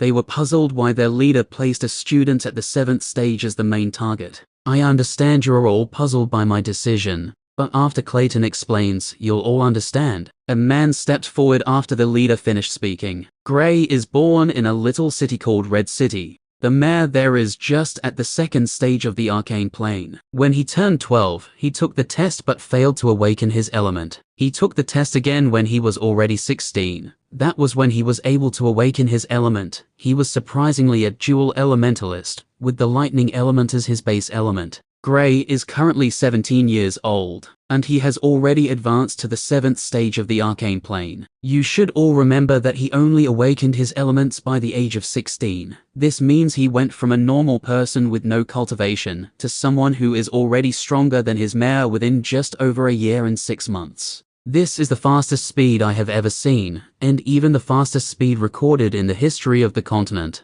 When the others all heard the explanation, they couldn't help but suck in a cold breath. Given the current speed Gray was advancing, it would take at most 3 to 5 years for him to catch up, added to the fact that he would go into the trial grounds. It might even be shorter, as long as he didn't die in there. Gray was like a ticking time bomb for them from his performance at the competition. They could all see he was already a full part of the Lunar Academy. Hence the grudge with them was also part of him. A cold glint all passed through their eyes. We must get rid of him, and we will. The second reason I place him first in the list is the fact that among all the dual elementalists, he is the only one who doesn't have a strong background, which means he wouldn't have anyone protecting him as the others do. They all approved of their leader's plan. This was not the first time they had done something like this in the capital city. As long as they could corner Gray in a hidden place, it would be over. Of course, they wouldn't be going alone. They had people just for jobs like this. Inform the Black Hand, they will know what to do. Chapter 72. After the second round ended, later that night, Clouse suggested they should go out and have some fun, since they were given 3 days to rest. Gray agreed since he needed some time off on his training. This was the 3rd time Gray was coming to the water paradise, and he couldn't say he didn't like the place. For one, their food tastes delicious, and their wines were also top-notch. At the Jade Water Paradise, what you did was fucking amazing. I didn't expect you would beat him that badly. Clouse laughed out loud. I only reciprocated to what he wanted to do to me. Gray answered with a shrug. He's not some psychopath who derives pleasure from the sufferings of others. During the battle, he had multiple chances to deal a killing blow, but he refrained from it. Although in the end he beat up his opponent badly, he didn't really expect he would continue fighting, even after taking such beatings. The reason Gray beat up his opponent that badly was only after he noticed the killing intent in his opponent's eyes. Only then did he retaliate coldly. But even after getting the chances, he just couldn't deal a fatal strike. He didn't even know what to call what held him back. Was it weakness? Or was it just his mind playing tricks on him? Maybe it was his humanity. To be honest, he didn't know. That's what those scums deserve. If I get to meet any of them, they'll be treated in the same fashion Gray did to his opponent. Reynolds said coldly. After his experience, he hated the students from the Starlight Academy to the core. So, what do you all think this special training is all about? Clouse took a sip of his wine before asking. I have no idea. I have never heard of the Empire ever conducting any special training after the competitions. Reynolds replied. Gray, got any ideas about it? Clouse asked, looking in Gray's direction. Gray continued with his drink before replying. I have no idea. We'll all find out about it after the competition comes to an end. Clouse nodded before switching topics to something more exciting. After staying for some time, just like the previous 2 times Gray had followed his friends here, they retired with their partners, leaving Gray alone once more. Gray didn't stay long in the room. After finishing his drink, he walked out of the place. He looked at the busy night street in front of him before turning his gaze towards the center of the city. I want to see it again. Gray started walking towards the center of Capital City. His destination wasn't too far from the Jade Water Paradise, and he soon got to the place. Outside the castle of the Emperor of the Killen Empire stood an enormous statue of a man who looked to be in his mid-30s. The man had a serious-looking face with sharp eyes and a heroic air strongly radiating from him. It was surprising his statue felt so lifelike. Gray was awed the first time he saw it. This was why he decided to see it again. This was the statue of the first emperor of the Killing Empire, Constantine Gale. This was the man who spearheaded the rebellion against the Azure Empire long ago. Since the Killing Empire was created, only the Gale family had occupied the ruling seat. Although there are other top families in the Empire who might have an eye on the ruling position, none have made a move yet. Maybe they're biding their time. In the history of the Killing Empire, just after it was formed, only one of the families who followed the Gale family in the rebellion tried to usurp power, but they were defeated and nearly completely annihilated. Although the family still stands, they keep to themselves without getting too involved with matters of the Empire. Gray stared at the statue and couldn't help but ask himself, what does it feel like to be at the top? While Gray and his friends were at the Jade Water Paradise, a middle-aged lady could be seen entering into a luxurious compound in the southern part of the city. Flowers were planted on the side of the walkway, which gave the place a serene look. Added with the peace and quiet, it gave one a certain sense of comfort. In a secret room in the building, this is the information gathered of the target. The lady passed a file over the beautiful lady seating across her, who looked to be in her late 20s, with golden hair and black eyes. She was dressed in all black. The black-dressed lady collected the file and went through it before asking, "Did you come with the payment?" The middle-aged lady brought out a pouch and passed it to the lady. When the lady in black opened the pouch, 3 colored stones could be seen glowing inside the pouch. She smiled after confirming their originality before saying, "This is only half the payment." The middle-aged lady nodded before replying, "You'll get the balance after accomplishing the mission." The lady in black nodded. "Fair enough. Is there a time limit?" "Yes, the target should be dead before the competition ends. From what we gathered, he's currently in the Jade Water Paradise with his friends." The lady in black frowned when she heard this. "The owner of the place has a good relationship with me, and killing someone there will be bad for his business." "I know, we gathered some added information about the target before coming here. He never sleeps in the place. He stays till just after midnight before he leaves the place. He takes a stroll around the city before heading back to his residence. Although we're not certain if he would also do it today. This has been his usual routine whenever he visited that place." "Okay, I'll send one of the girls over." "Okay, we'll be waiting to hear from you." After getting assurance from the lady in black, the middle-aged lady left the building. A girl came into the room minutes later. After getting the details about her mission, she left swiftly. "What does it feel like to be at the top?" Gray stared at the statue a while longer before heading towards his residence. As a kid, he has always had the dream of standing at the top one day. This was one of the reasons he was devastated when he couldn't awaken his element. Now, with this inheritance and his hard work, he believed it wouldn't be long before he realized his dream. While Gray was staring at the statue, a shadow was staring at him intently. This shadow has been following him since he left the Jade Water Paradise, but he had no idea of it. The cool night breeze was always a refreshing experience. On his way back, he saw Claude and Nina walking with arms locked around each other, and Nina's head was placed on Claude's shoulder as they were walking. "Seems like they're a couple. No wonder he thanked me so much for saving her." Since the couple didn't see him, he didn't want to spoil their romantic moment, so he just walked silently on the other side of the road. The shadow was following closely behind Gray, seemingly searching for an opportunity to strike. Gray discovered an alley that cut across 2 streets, and took him quickly to the place designated for the Lunar Academy. The last time he went to the Jade Water Paradise, the moment she wanted to strike out, she quickly held back and hid back at her hiding spot. Gray also stopped in his tracks and looked ahead of him. Chapter 73. Gray looked ahead of him, and his eyes instantly turned cold. 2 boys were walking in his direction from the alley. He recognized one of them from the competition, and from that, he already guessed their identities. "Students from the Starlight Academy. Do you know how long we had to follow you before finally getting this chance?" one of the boys said as they walked closer towards Gray. They saw Gray heading out of the Jade Water Paradise, and decided to follow him and teach him a lesson he would never forget. "No, and I don't really care," Gray answered before preparing to leave the alley the same path he used in walking in. The student he recognized was a water elementalist in the 8th stage of the arcane plane, and was strong. Although he could battle with him, that was if they were alone. The addition of the other student will make things very difficult for him.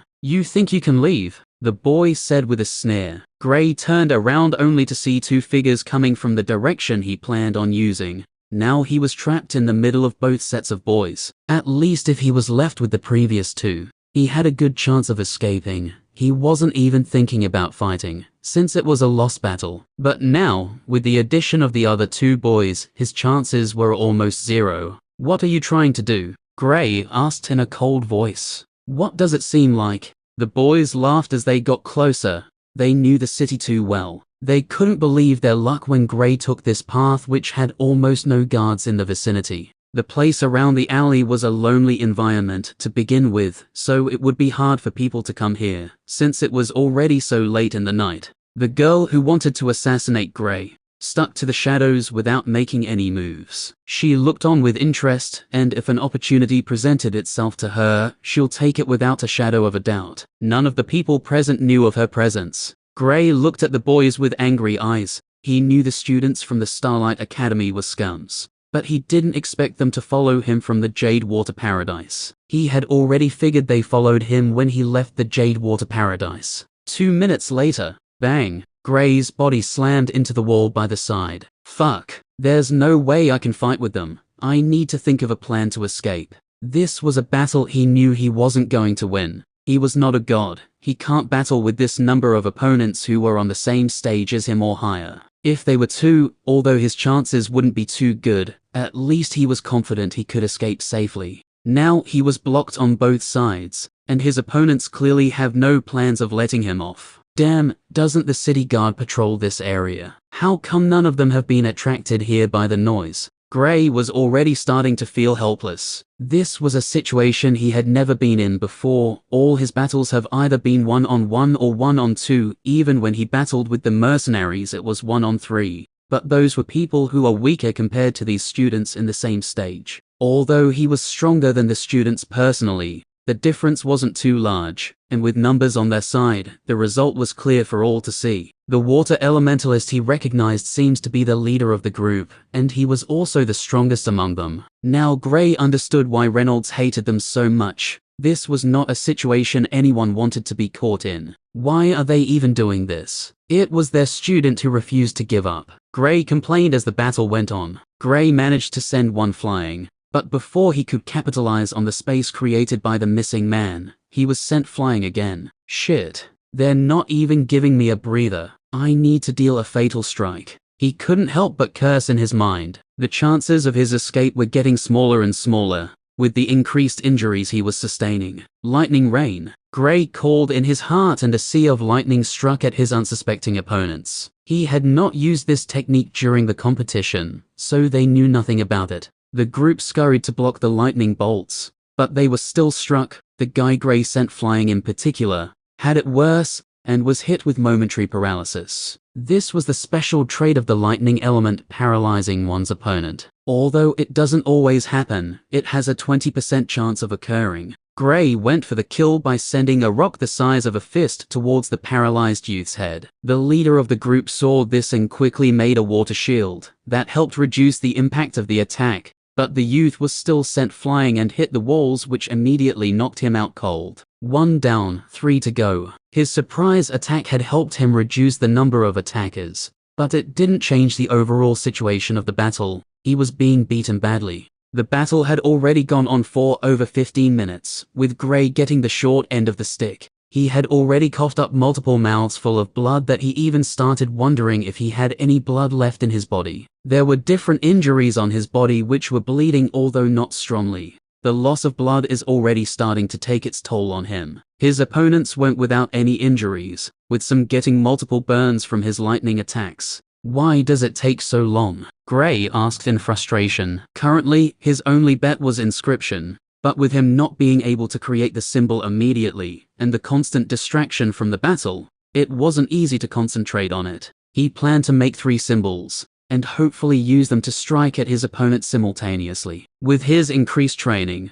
the attack power had gone to the level of his normal attack power, so he was certain that even if his opponents don't die from the attack, they would be fatally injured, and he might get a chance to escape, or even go for the kill. Gray sent out a ball of lightning which exploded as it got close to his opponents, and also raised a wall to block the attack of one of the students. He was currently trying to buy as much time as he could so he could complete the inscription. Just after he had completed the third symbol and was prepared to use them to attack, he was hit by a wind blade, which not only sent him flying again, but it also cut open a new wound on his back. Being surrounded by walls on his left and right, he hit a wall again. After landing, he coughed up another mouthful of blood. Seems like I still have some more, Gray thought jokingly. Even in a desperate time like this, he still had the energy to make fun of himself. Unknown to Gray, he landed within a few meters from where the shadow hid. There was no better opportunity to strike other than now. The girl, who already had her dagger in hand, sprang out of her hiding place behind Gray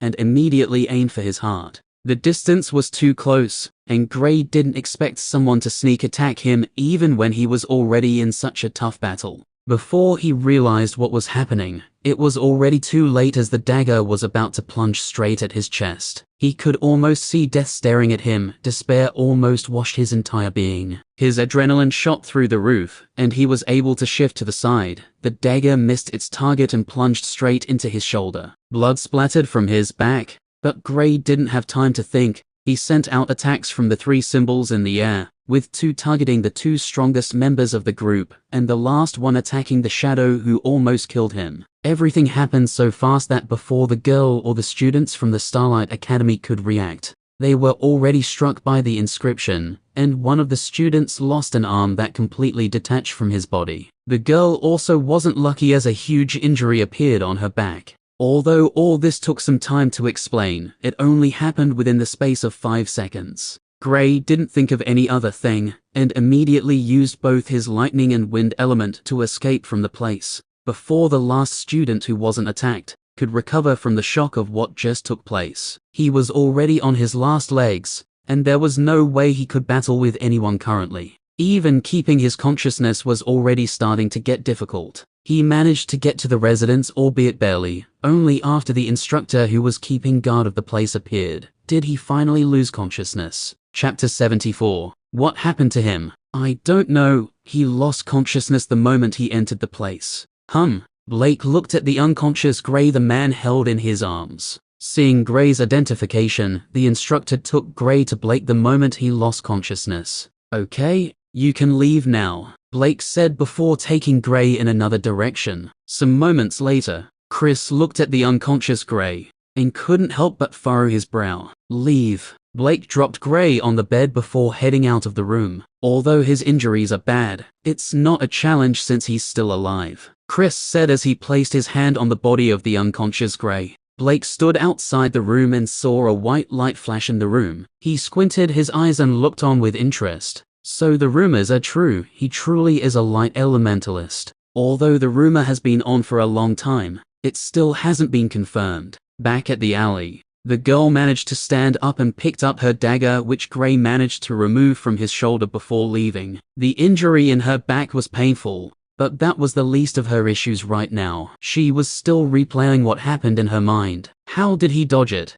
Given her experience, she knew her target couldn't evade from that distance. After careful thinking, she recalled something. I froze. Now she knew the cause. She froze when the dagger was about to pierce through Gray's chest. Even though it wasn't up to a second, it was enough for Gray to move so his vitals wouldn't be hit. It was something that some people might not even notice, since it felt like she was paused just before the dagger hit. The only student who wasn't struck by the attack first stared in the direction Gray fled towards, before staring in the direction of the figure who appeared out of nowhere and almost killed Gray, who has also left the alley. The student whose arm was detached screamed in pain on seeing his arm a couple of meters away from where he was sitting. Only the water elementalist, who was the strongest of the group, wasn't badly hurt, but he was still bleeding from his hands nonetheless. He looked at his comrades and couldn't help but feel a little twinge of regret. But since he wasn't the one whose arm was detached, he quickly got over it.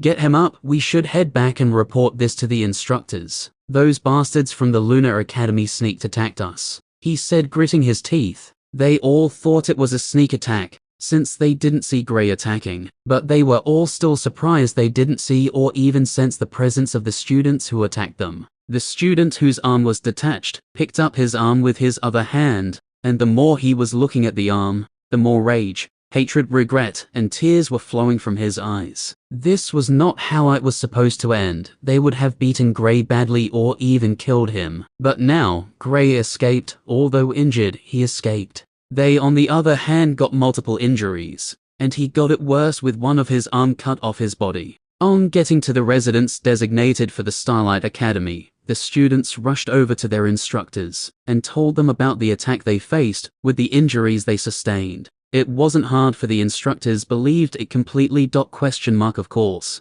They said they were sneak attacked by the students from the Lunar Academy when they were on their way home. The instructors knew they were lying, but they didn't really care. This was an opportunity for them to get rid of Gray. According to the students, Gray was the one who blocked their path. When they tried reasoning with him, the other students attacked from behind. They didn't see the others, and Gray was the only one they saw. The instructors dismissed them before starting a meeting. They'll have to hand over that brat to us if they don't want to start a war. Such audacity, to think they had the guts to attack us students in the city. This is breaking the rules of the city. We should report this to the Emperor if they refuse to hand over the boy and his accomplices to us. The instructors of the Starlight Academy starting planning on which actions to take. Back to the Lunar Academy. Chris walked out of the room and glanced at Blake, who was seemingly lost in thoughts. What are you thinking about? Blake was startled and looked at Chris. He couldn't help himself anymore and asked,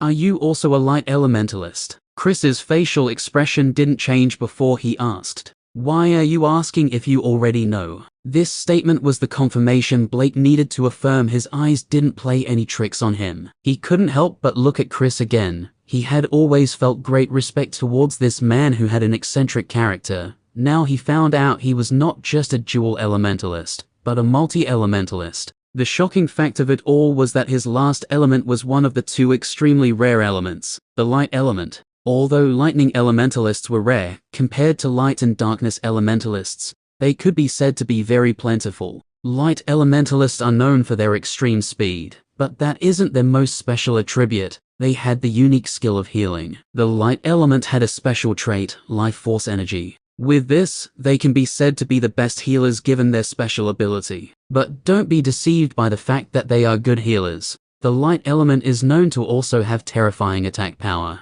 Just like the light element, the darkness element also had the special attribute of corrosion. It can corrode almost everything, and it is regarded as one of the most, if not the most terrifying attacking element there is. Blake finally came back to himself after being lost in thoughts once again. "How's Gray?" "He should be fine, a little sleep, and he will be back to new." Blake saw Gray's state when he brought him here, so when he heard this, he couldn't help but be shocked. He expected Gray to take at least 2 weeks or so to heal. But now, Chris said a little sleep, and he would be as good as new. Who wouldn't be shocked when they heard something like that? "You should keep your mouth shut about what you saw today." Blake nodded. He didn't have any plans of telling anyone, okay? Maybe he might tell her, but he wouldn't tell any other person. "By the way, what happened to him?" Chris asked. Because Gray was badly injured when Blake brought him in, he didn't ask what happened, and just started healing him outright. But now that Gray was alright, he wanted to know what happened. "I don't know," the instructor guarding the place brought.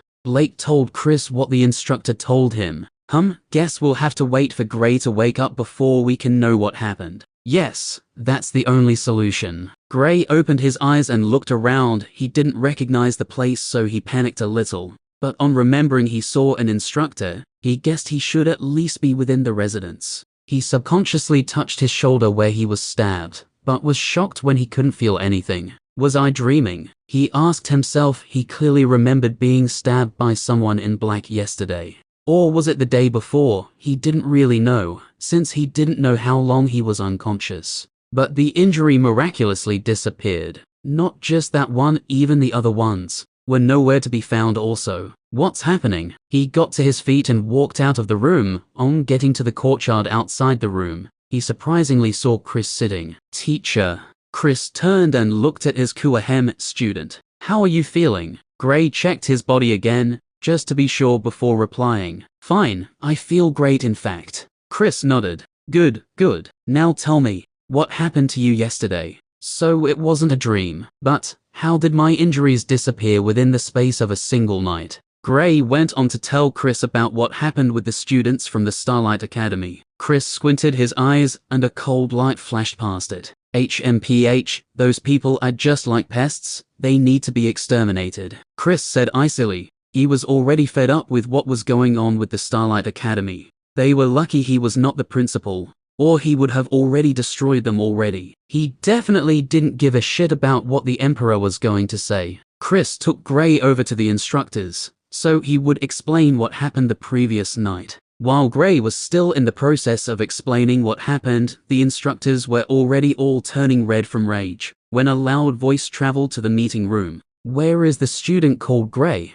The speaker made sure to enhance his voice to ensure everyone in the residence heard it. Even the people who were walking heard this and all curiously stopped on their tracks and looked at what was going on. Aren't those people from the Starlight Academy? Yeah, but why are they yelling in front of the residents of the Lunar Academy? I don't know, but it would be interesting. Different conversations broke out. The instructor who yelled smirked inside. This was the result he wanted. The principal, instructors, and the students who resided in the place all came out and looked at the group who were floating in the air outside the gate. Gray was behind Chris when they walked out. He stared at the group with cold eyes. Clouse and Reynolds were already back from the Jade Water Paradise, so on hearing Gray's name being mentioned, they rushed outside their rooms. What are you doing here? The head instructor from the fire hall asked coldly. A student from your academy attacked us students yesterday, and one of the students is almost dead and even lost an arm. We want you to hand the student over to us so we can punish him appropriately, the man said confidently. The instructors from the Lunar Academy all looked at him like he was a fool. Did he really think they would hand over their student to him? They didn't even have the strength to bother with him. Arguing with people whose brains weren't functioning properly was too tiring. The crowd was finally able to get the gist of the whole issue. It seems a student from the Lunar Academy attacked the students from the Starlight Academy, and even successfully injured them badly. You should leave. People from the Starlight Academy are not welcomed here, Oliver said calmly. He was already holding himself back from unleashing an attack towards the group. We came here for the student and also an explanation. We are not leaving until we have both. Also, the man suddenly stopped talking and a scene that stunned everyone present played out. The man who was still in the middle of his speech was sent flying by a slap from someone who suddenly appeared beside him. The rest of the group from the Starlight Academy looked in the direction the man flew to, and couldn't help but feel a chill run down their spines. I don't like him, he should have just left when he was told to, Chris said with a shrug before he returned to his previous position like nothing happened. Teacher is so overbearing. Gray looked at the man in front of him, and his respect for him increased to a new level. Chapter 75. The crowd gathered outside looked in the direction the man landed. His life and death is unknown, since there have been no movements from him since he crashed into the ground. Oliver looked at Chris and couldn't help but sigh. He knew now the issue wouldn't be settled easily, and he didn't really care. Now, unlike the previous time, the higher-ups from the Starlight Academy will try to make a big issue out of this. But to hell with them. Did they think the Lunar Academy was scared? If they thought that, then they were dead wrong. Are you still here? Oliver asked while releasing a cold aura from his body. Since things have already gotten to this stage, there was no use in trying to talk calmly to them. If they still decide not to leave, then they will face the same fate as their comrade. He was over 100% sure Chris killed the man with that slap. The instructors from the Lunar Academy all released intense killing intent from their bodies.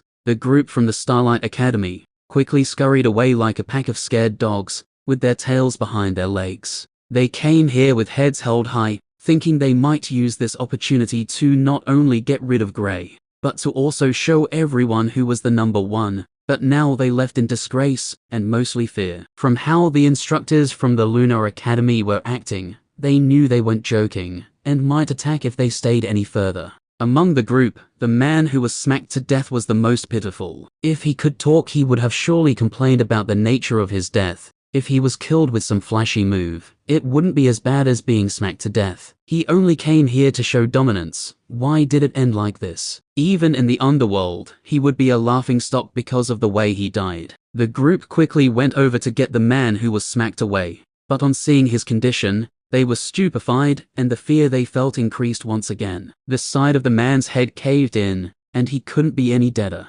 They picked up the corpse and disappeared from the area. News of the event quickly rocked the entire city. The fact that a group from the Starlight Academy went over to the Lunar Academy to demand for a student was shocking on its own. The fact that one of the group was smacked to death was even more astonishing. The instructors all looked at the corpse with rage. This was an instructor who was most likely to be the next head instructor in the Wind Hall, but now he was dead. Even the manner of his death was annoying. He was smacked to death, like an annoying fly. Good, very good. The people from the Lunar Academy are getting more daring. Do they think we're pushovers? Call everyone here, we're heading over to confront them. The principal of the Starlight Academy said in anger. The castle of the Emperor. Your Highness, the conflict between the Lunar and the Starlight Academy seems to have escalated again. An instructor from the Starlight Academy was killed today when they went over to the residence of the Lunar Academy to demand for a student who they said attacked some of their students. Seated on the throne was a man who looked to be in his early 40s. With refined features and a calm look, he was the Emperor of the Killing Empire, Augustus Gale. He stared at the man who was reporting what happened to him. To dare break the rules of the city,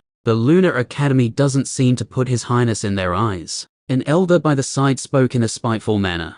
The others looked at him but didn't say anything. They shifted their gazes back to the Emperor. They all knew that the elder had close ties with the Starlight Academy. And he's not the only one. More than half of the elders present here had close ties with them. This was one of the reasons the Starlight Academy had not only grown in power, but also why they always acted overbearingly. The man who was giving the reports suddenly spoke up again. Your Highness, it seems the people from the Starlight Academy are currently on their way to confront the Lunar Academy. Augustus felt tired from the entire issue. He didn't know what to do about the two academies. Head over to the residence of the Lunar Academy and summon both academies over. Yes, Your Highness. The man bowed before leaving the castle. Your Highness, if I may. The Emperor nodded. The elder continued after getting the go-ahead from the Emperor. This is a very delicate matter, and if not handled properly, it might cause internal strife in the Empire. So what do you have in mind?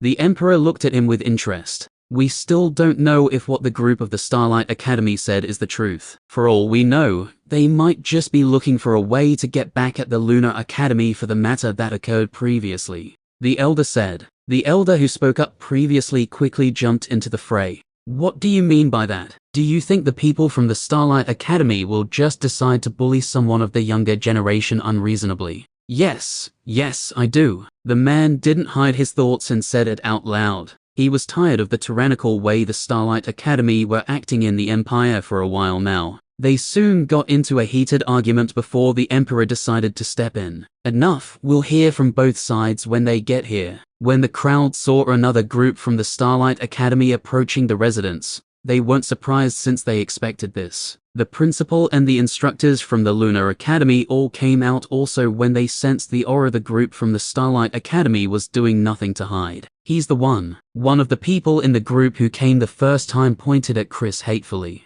On seeing that the one who was pointed at was Chris, the principal couldn't help but be taken aback. If it was the principal or any other instructor from the Lunar Academy, he would have been 100% confident in doing what he came here for. But in front of Chris, he wasn't too confident. Chris is known for his unreasonable conducts, and given his strength, offending him was not a wise choice. Just as he was about to speak, he noticed someone coming from the direction of the castle. He heaved a sigh of relief, since he knew the Emperor has already gotten involved in the matter. His Highness summons both parties to the castle. Both sides nodded before heading towards the castle. They landed when they were 500 meters away from the castle, since it was forbidden to fly within this range of the castle. After entering the castle, both sides told the Emperor their sides of the story. The students weren't called over, and only the higher-ups of both academies were present. Augustus was caught in a dilemma as he didn't know which side to believe. How are you sure what that brat said was the truth?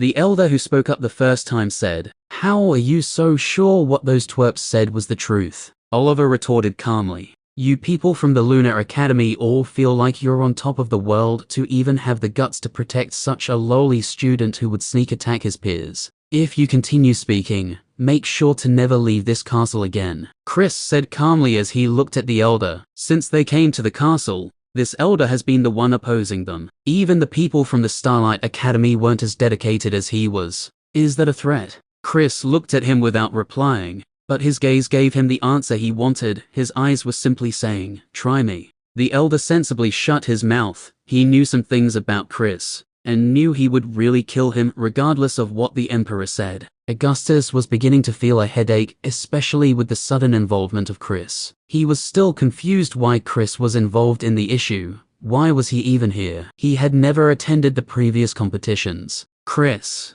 Augustus called out. Chris turned his gaze to the Emperor. "Why are you interested in this matter?" "Because the boy in question is my student. I brought him personally to the academy, and I know what he can or can't do. There is no way he would sneak attack their students. But if he really did, given his talent, they'd be dead." "Your student?" "Yes, my student." "Do you have a problem with me having a student?" Augustus thought for some time before saying, "Since there is no way to confirm who is right in this matter, we'll have to end the matter here. Chris, you'll have to compensate them for their dead instructor. I do not want to hear of this matter anymore. If the younger generation wants to compete against each other, they're free to. But none of you in the older generations should interfere with it anymore." The elder suddenly objected. "Your Highness, do you mean you're going to just dismiss the matter like this?" Augustus looked at him coldly. "Are you saying I don't know what I'm doing?" The elder suddenly realized his mistake. "No, Your Highness, please forgive this old one's incompetence."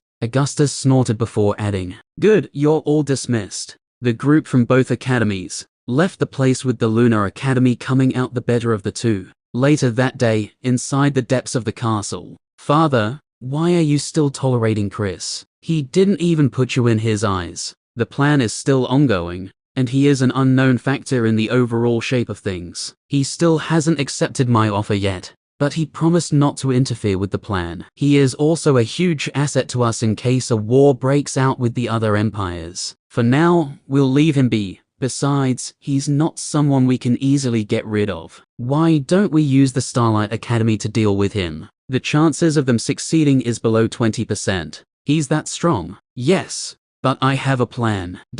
Chapter 76. At the residence of the Lunar Academy, Gray told Clouse and the others what happened after he left the Jade Water Paradise. He gave them a detailed description of the entire event, and they all felt like they were there when it happened. "Those scumbags," Reynolds said through gritted teeth. Gray looked at him and was almost 100% sure Reynolds was the one who hated the Starlight Academy the most. While the others were speaking, Clouse stayed unusually quiet. He suddenly spoke up. "There's still something puzzling about the story." The rest looked at him with interest. "You said one of them suddenly appeared and tried to stab you with a dagger?" he asked. "Yes, I didn't really get a good look at the figure, but I think the person is also one of them. He just hid and waited for the right time to strike. Luckily, I was fast enough to make sure he didn't hit my vitals." Gray answered. He was totally taken off guard when that figure suddenly appeared. "I don't think so," Clouse said calmly.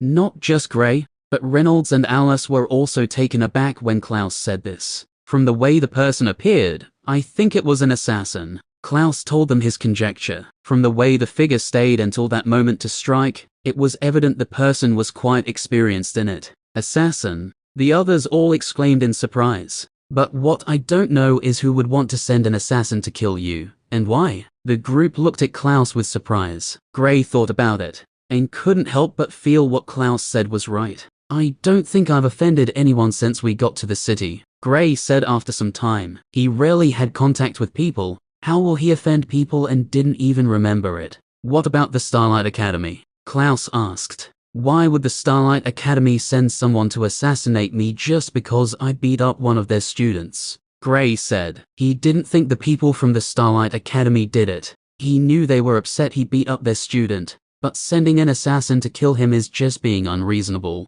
"Beats me, but they are the ones I think are likely behind it." Or the family of the boy you beat up. We all have to be careful from now on. I'll inform my father about this, Clouse said to the others. They stayed for a while before they all left. Gray decided to tell Chris about Clouse's deduction. It's definitely them, Chris said without a second thought. After hearing the full details of the fight, he couldn't help but applaud Clouse's perception. For him to be able to know there was something different about the figure was brilliant. By chance, did you see any symbol in the shape of a hand on the dagger?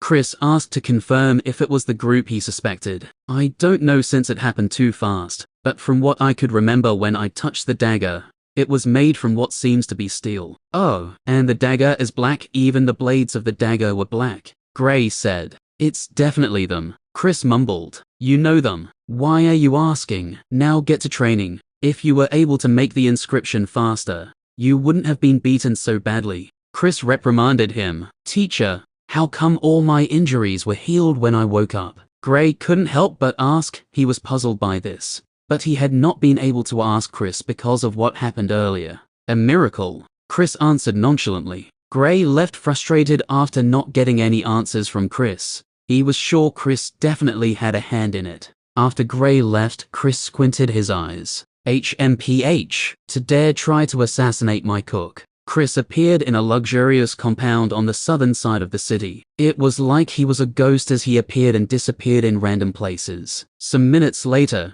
Chris came out with a confused look on his face. He searched the entire place, and he didn't find a single soul in the entire compound. This was unexpected since the place was always occupied. Since the Black Hand established themselves, they had never left this place. They had powerhouses who could protect the place, and given their strong network of friends, they rarely made enemies who are strong enough to threaten them. Could it be that they have fled the city? I don't think so. Seems like something else is going on. Chris left the place since he didn't find who he was looking for. He was not the only one who had come searching for the people here. Even the middle-aged woman in black had come earlier today, but couldn't find them. She came the previous night, so it was surprising they just disappeared the next day. It was like they were never there. The previous night, while Gray was battling with the group from the Starlight Academy, there was another person present, who none of them took notice of. Even the girl didn't notice there was someone else there. A man was watching the battle from the sky, but it was impossible for the others to know of his presence. Even the strongest expert in the city will not be able to detect him. Little Lord seems to have improved compared to the last time he battled against a group. Although he's still getting beaten, the result of the battle is not that bad. He had been following Gray since he arrived here a month after Gray joined the Lunar Academy. He had watched all of Gray's battle, and could tell Gray had improved compared to before. One of the things that shocked him the most was when Gray battles with the mercenaries. After Gray was covered in rocks, he knew he wasn't dead, and was just about to step in and eliminate the mercenaries, when Gray suddenly rose from the rubble. It was a shocking sight as the power Gray showed was something someone of Gray's stage wasn't supposed to have. But the thing that shocked him was when he noticed Gray suddenly had an extra element, the wind element. He was sure from the time he started following Gray, he could only sense lightning and earth elemental essence around him, but the wind elements suddenly joined the fray after that night. During the current battle when Gray is being badly beaten, he sensed when Gray was making the inscription. What a great plan. If this is successful, he wouldn't have a problem with defeating them. But that lass is still a problem though. Let's see how it goes. He nodded in approval when he noticed what Gray was trying to do, and also kept a close watch on the girl hidden in the shadow. Just as Gray landed close to the girl sprang out and dashed towards Gray, aiming the dagger towards his heart. What a smart girl. An assassin truly is an assassin no matter where they are. Such sublime timing and impeccable spot targeted. With the speed of the strike, her target can't escape this. Sigh, if only she wasn't trying to kill Little Lord, I would have taken her as a disciple. He waved his hand and the girl froze for a slight moment. This was all Gray needed to dodge the attack, and use the symbol to attack the others. On seeing Gray was able to shift his body, he nodded in approval. If Gray hadn't been able to move, he would have been disappointed since he thought Gray's reaction speed was fast. Given an opportunity, he firmly believed Gray would be able to make sure his vitals weren't hit, and Gray didn't disappoint. This battle should teach him to never lower your guard when battling. He could have easily made sure the girl never appeared, but he wanted to see Gray's reaction, and also his vigilance. And the outcome showed him Gray still had a lot to learn. After he confirmed Gray had entered the residence of the Lunar Academy, he followed the girl back to her hideout. He saw the girl speaking with a lady. Guess you will all have to disappear now. You can only blame your bad luck for trying to assassinate the little lord. The man spoke with a sigh. He still felt bad about killing the girl, but he knew he had no other choice. Back to the present day. Ah, finally, Gray said in a satisfied manner. After so long, he had finally increased the grade of his earth element. Now, his lightning element was blue grade, the earth element was purple grade, and his wind element was still in the pink grade. But he was sure it wouldn't take long before it improved to the orange grade. The 3 days break soon came to an end, and the third round was about to begin. Of course, what happened previously at the residence of the Lunar Academy was still the major topic. Soon, the man in charge of the competition took to the platform and announced the rules. Just like the previous times, they will all be given a plaque with numbers. But since there was an extra person, one person would get to skip this round of battles. The moment Gray and his group heard this, they all turned to look at Clouse. They still remembered how he was able to get both lucky numbers during the tournament at the academy. Gray shook his head. There's no way he would also get it this time. He was not the only one who had such thoughts. Alice and Reynolds also thought the same thing. The participants were all called into the platform, and the plaques started floating midair. A plaque will come to each of you. You are only allowed to grab the one which comes to you, the man said before the plaques shot towards the participants. After each participant got a plaque, the man said, "Now the student with plaque number 75 should step forward." They all looked at the plaques in their hands. Chapter 77. The participant with plaque number 75 should step forward, the man said after all the plaques were distributed. Gray looked at the plaque in his hand, and 29 was boldly written on it. He was not the only one who checked his plaque. The rest of the participants also did the same. The few weaker ones prayed they were the ones who got the lucky number. Gray had no problem with not skipping this round, since he mainly came here to test his limits against others. With the upgrade in his earth element, he's stronger compared to the last time he battled, but it didn't mean he could defeat a student in the 9th stage yet. But he was sure he might be able to fight Allan to a draw now. Alice also didn't have a problem with this. After all, she was a battle maniac. She might even feel sad if she had to skip this round. Reynolds and Clouse didn't really care also. If they had it, they'll just relax and watch the battles. If they didn't, they'll fight. Gray looked around to see who was going to step forward, but didn't see any movements from the crowd. He subconsciously turned his head towards Clouse, and his expression changed when he saw Clouse smiling stupidly. Clouse stepped forward and showed his plaque to the man in charge. Reynolds' mouth twitched a little when he also saw this. Since Clouse stepped forward, it only meant he got the lucky number again. Crap. How come he always gets it? He wasn't the only one who had this thought though. Everyone who came from the Lunar Academy who witnessed the tournament was also dumbfounded. They had witnessed Clouse's terrifying luck during the tournament, which allowed him to skip 2 rounds. But witnessing it once again was just shocking. They could only smile bitterly and curse their poor lucks. The second round soon began. Gray's battle was among the last set for the day. Although he hoped to battle with a student in the 9th stage, he didn't get it. His opponent wasn't weak though, since she was in the 8th stage of the arcane plane. After a long battle, he was able to obtain victory. When the group who attacked Gray saw him, they were stunned, especially the one who lost an arm. Gray was perfectly normal. They knew too well how many injuries Gray sustained during the battle. He wasn't even supposed to be able to fight, talk less of beating someone in the 8th stage. Regrets suddenly washed him up once again. He regretted following them to attack Gray. If he had just stayed where he was, he would have been perfectly fine. Unfortunately, there's no medicine for regret. Of the 75 participants left, more than half of them were in the 9th stage. The number in the 6th stage was only 4, with Clouse and Jonas being 2 of them. After getting through this stage, Gray knew his chances of advancing once again was very low,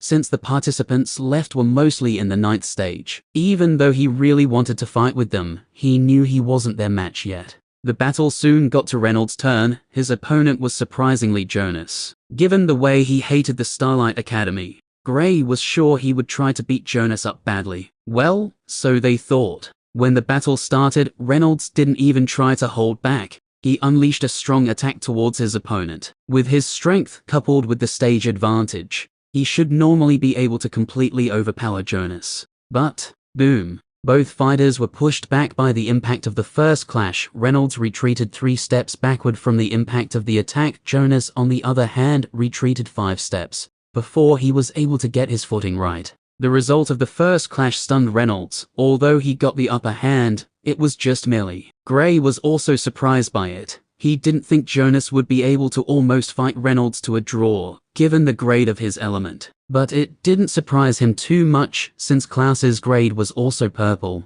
But he could battle with those who had blue grade, and a higher stage too. He's pretty strong. Clouse stared at the battle before commenting. Yeah.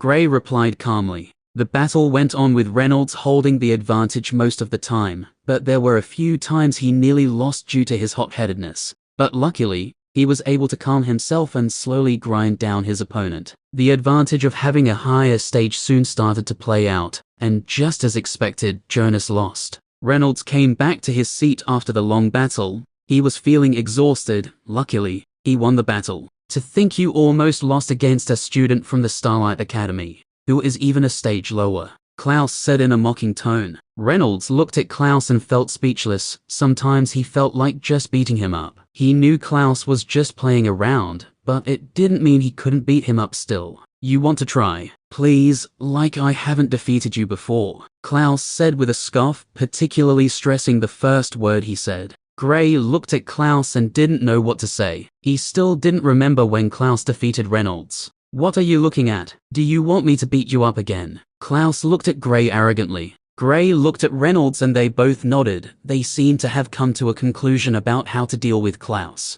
On seeing this, Clouse couldn't help but freeze. Guys, you know I'm only playing around, right? He stuttered while trying to butter up his friends, which ended in a failure. Gray didn't even bother to look at him, and drew closer to Reynolds, seemingly planning out what methods will hurt Clouse the most. Clouse almost wanted to cry, but no tears came out. He was already cursing his big mouth inside. He totally forgot about their sparring sessions. Given his strength, he might be able to struggle longer than Jonas against Reynolds, but it didn't change the fact that he would get his ass whooped. Against Gray, he didn't even have the chance to struggle for more than 3 minutes. Damn you. Do you think I'm afraid? He suddenly shifted his gaze over to the laughing Alice, and an idea struck him. Hey, want to spar with me today? Alice stifled a laugh when she heard Clouse's offer. Clouse has always been scared of sparring with her. She didn't expect he would take this route to escape from punishment from Gray and Reynolds. How about next time? I can see you already have plans with Gray and Reynolds, she said, trying to hold back her laugh. No, today is good, Clouse said with a shaky voice. Only after continuous persuasion did Alice finally agree. Okay, fine, Alice agreed helplessly. She didn't think Clouse was such a persistent person. Great, it's a date then, Clouse said without thinking. His arrogant look once again returned as he looked at Gray and Reynolds. HMPH, they think they can bully me, but I'm 1 step ahead of them. There was no way Gray and Reynolds would object to him sparring with Alice. All he had to do now was spar with her for some days. By then, Gray and Reynolds would have already forgotten about their evil scheme. Alice, however, lowered her head shyly when she heard Clouse say the word date. She blushed unknowingly with her heart beating like crazy. Hey, are you okay? Clouse asked when he suddenly noticed Alice's strange behavior. Alice nodded. She didn't dare to raise her head though. She covered her face with her hands, and her imagination started running wild. It was only after some time had passed was she able to calm her racing heart. I have a sparring session with Alice today, he said as he walked past them with a smirk. Let's see how you will beat me up. Clouse gladly went over to Alice's place for their training session. Although he was still beaten by Alice, it wasn't to the extent Gray and Reynolds had planned for him. They soon ended their sparring session, and he volunteered to show Alice around. Although Alice was from a big family, she didn't travel frequently. This was only the 2nd time she had been to Capital City. Chapter 78. The next day, the group all went over to the arena. Alice was in a good mood, and she laughed more often compared to the previous days. Gray noticed the change, but didn't think too much about it. since he knew Alice was a cheerful person. Alice was still reminiscing about the previous night which she enjoyed. She hadn't had this much fun in a long time. Clouse being a great company only made things better. He took her to all the fun places he could think of, and they only returned when it was past midnight. They would have stayed longer if not for the battle she had today. Her opponent was in the 8th stage of the arcane plane, who she easily defeated and came back hopping to her seat. Just like the previous day, Clouse ditched Gray and Reynolds and opted to train with Alice. He still didn't know if they still wanted to beat him up, and didn't want to take the risk. Although he was also beaten up like the previous day by Alice, she seemed to have held back compared to yesterday. After training, they continued their touring of the city. Reynolds could only find comfort in Gray, since they were the ones who were left out. But unfortunately, Gray also left Reynolds and headed over to meet up with Chris for his training. Although Gray wanted to be with his friend, he couldn't reject it when Chris called him, since he had been training on his own since they came here. He noticed since the incident, Chris had tried to make sure he improved in his speed in creating the symbol. It felt like he wasn't going to see him for some time. "Teacher, do you know what this special training is about?" Gray suddenly asked after finishing his practice. Chris gazed at the sky before replying, "You'll know about it anyway, so there's no use in hiding it from you. You will all be going." Chris told him some details about the land of trial which was about to open up. He also made sure to tell him not to tell others about it. Well, he could tell his friends, but they should keep it to themselves, since the Empire would execute them if they found out they knew. Well, Gray would be safe, so also would Clouse and Alice. Reynolds, however, didn't have a more prominent background like the other two, so he might be executed. 25 spots have already been taken by the Royal Academy, while the remaining 75 are taken by the top 75 participants in the competition. Gray was stunned. This was the first time he was hearing about something like this. Seems like the previous people who went in all kept it under wraps. But why were they keeping it a secret anyway? It's not like someone else would take the spot from them, given there were only 4 empires, and they jointly keep guard of the place to ensure none of the others cheated and placed in more people. So that's the reason they increased the number of students.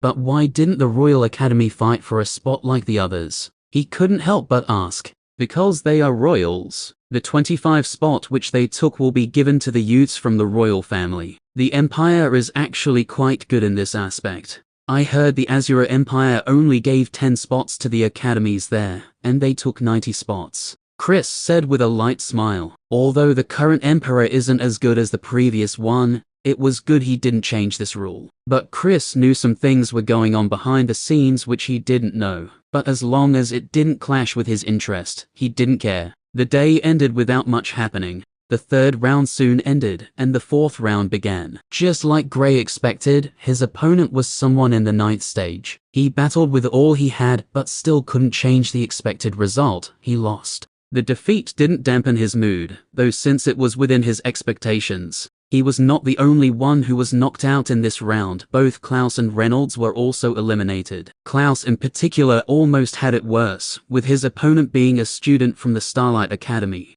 In the 9th stage of the arcane plane, he made sure to curse him as much as he could before the battle started. The student almost went on a rampage when Clouse told him something in particular. Luckily, as soon as the man in charge said Begin, Clouse immediately jumped off the platform and admitted defeat. Well, he didn't forget to unleash more curses on the guy, which in turn provoked the guy even more. The guy's eyes literally turned bloodshot from rage, but Clouse didn't care. Clouse knew since they were no longer on the platform, the guy wouldn't dare to attack him, since it will attract a huge punishment on the guy, and he on the other hand, will most likely come out unscathed. Gray and Reynolds joined in the fun when Clouse returned, and they all had a good laugh while watching the rest of the competition. Soon it got to the final 20 in the competition, and Damian was surprisingly still in it. He was lucky not to have met anyone in the 9th stage, so he was able to advance only after bringing out his summon, that is. When the crowd saw it, they were all stunned as they never expected to see a summoner in the competition. Of the final 20, the Lunar Academy had 7 left, while the Starlight Academy had only 4 left. Alice's next battle was against the guy who Clouse met the previous time. She was unexpectedly more violent compared to the previous times she battled and completely whooped him. She even broke one of his arms before he was able to admit defeat. Clouse got excited when he saw this. HMPH, trying to show your petty strength in front of me. Now that you met my sparring partner, you couldn't even do shit. Reynolds, on the other hand, was always excited whenever he sees the people from the Starlight Academy being beaten. When it got to the final 10, the Starlight Academy only had one student left. This was a total setback compared to their previous year's triumph. The Lunar Academy had 5 students in the top 10. This was an amazing record. They completely dominated this year's competition. From now, they would definitely be regarded as the #1 academy among the others. The competition ended with the Lunar Academy winning it comfortably, with 2 of their students taking first and second place. This was the first time in the history of the competition that one academy took first and second place. Alice was ranked 5th overall. The student from the Starlight Academy was able to grab the 3rd spot, just barely. The result of the competition was announced in the Empire, and the rewards were given to those in the top 10. 5 days later, Gray looked at the man who stood before him giving a speech, and was quite moved by the majestic aura radiating from him. You all are the future of the Empire. The man ended the speech with this. The participants all cheered after the man finished his speech. This was the Emperor of the Killen Empire. They never thought they would get the chance to meet the Emperor, so seeing him was a pleasant surprise to the 75 participants. Well, there are some new faces among the 75 participants. But the others didn't really care. It was not like they were the ones changed, right? When the majority of the crowd heard about the mysterious land of trial, they couldn't help but feel excited. They all knew this was a once-in-a-lifetime opportunity, and they were glad they would be able to participate in it. Now they understood why the quotas were improved previously. The youths formed different groups and chatted about the new place they were about to head to. They were informed beforehand to come with their weapons if they used any, and some clothes, since they would be out for a while. Gray had finally reunited with his short blades. He was about to step into a dangerous land. Going without his blades was impossible for him. He had spent the last 5 days training mostly with Chris, since he would be gone for a while, and he needed to improve the speed at which he created the symbols. Inscription will be very useful for him in a place like that. A group of men came out and directed the youths towards an open field in the castle. The youths were stupefied by the sight. A bunch of aerial magical beasts gathered in the place. This was going to be their ride. They all got on the different birds, and the birds took off. Their destination, the magical beast forest. Chapter 79. Somewhere in the Azure Empire. In a mountain range, a large compound was situated in the depth of it. Inside a study room in the compound. Lord, they are ready. A man stood in front of a refined-looking man who sat on the chair behind the desk reading a book. There was a desk at the side of the study room, and books could be seen arranged in an orderly fashion on a book rack. The man who was reading shifted his attention to the man standing. This was the butler of the compound. He hadn't stayed with the family for too long though.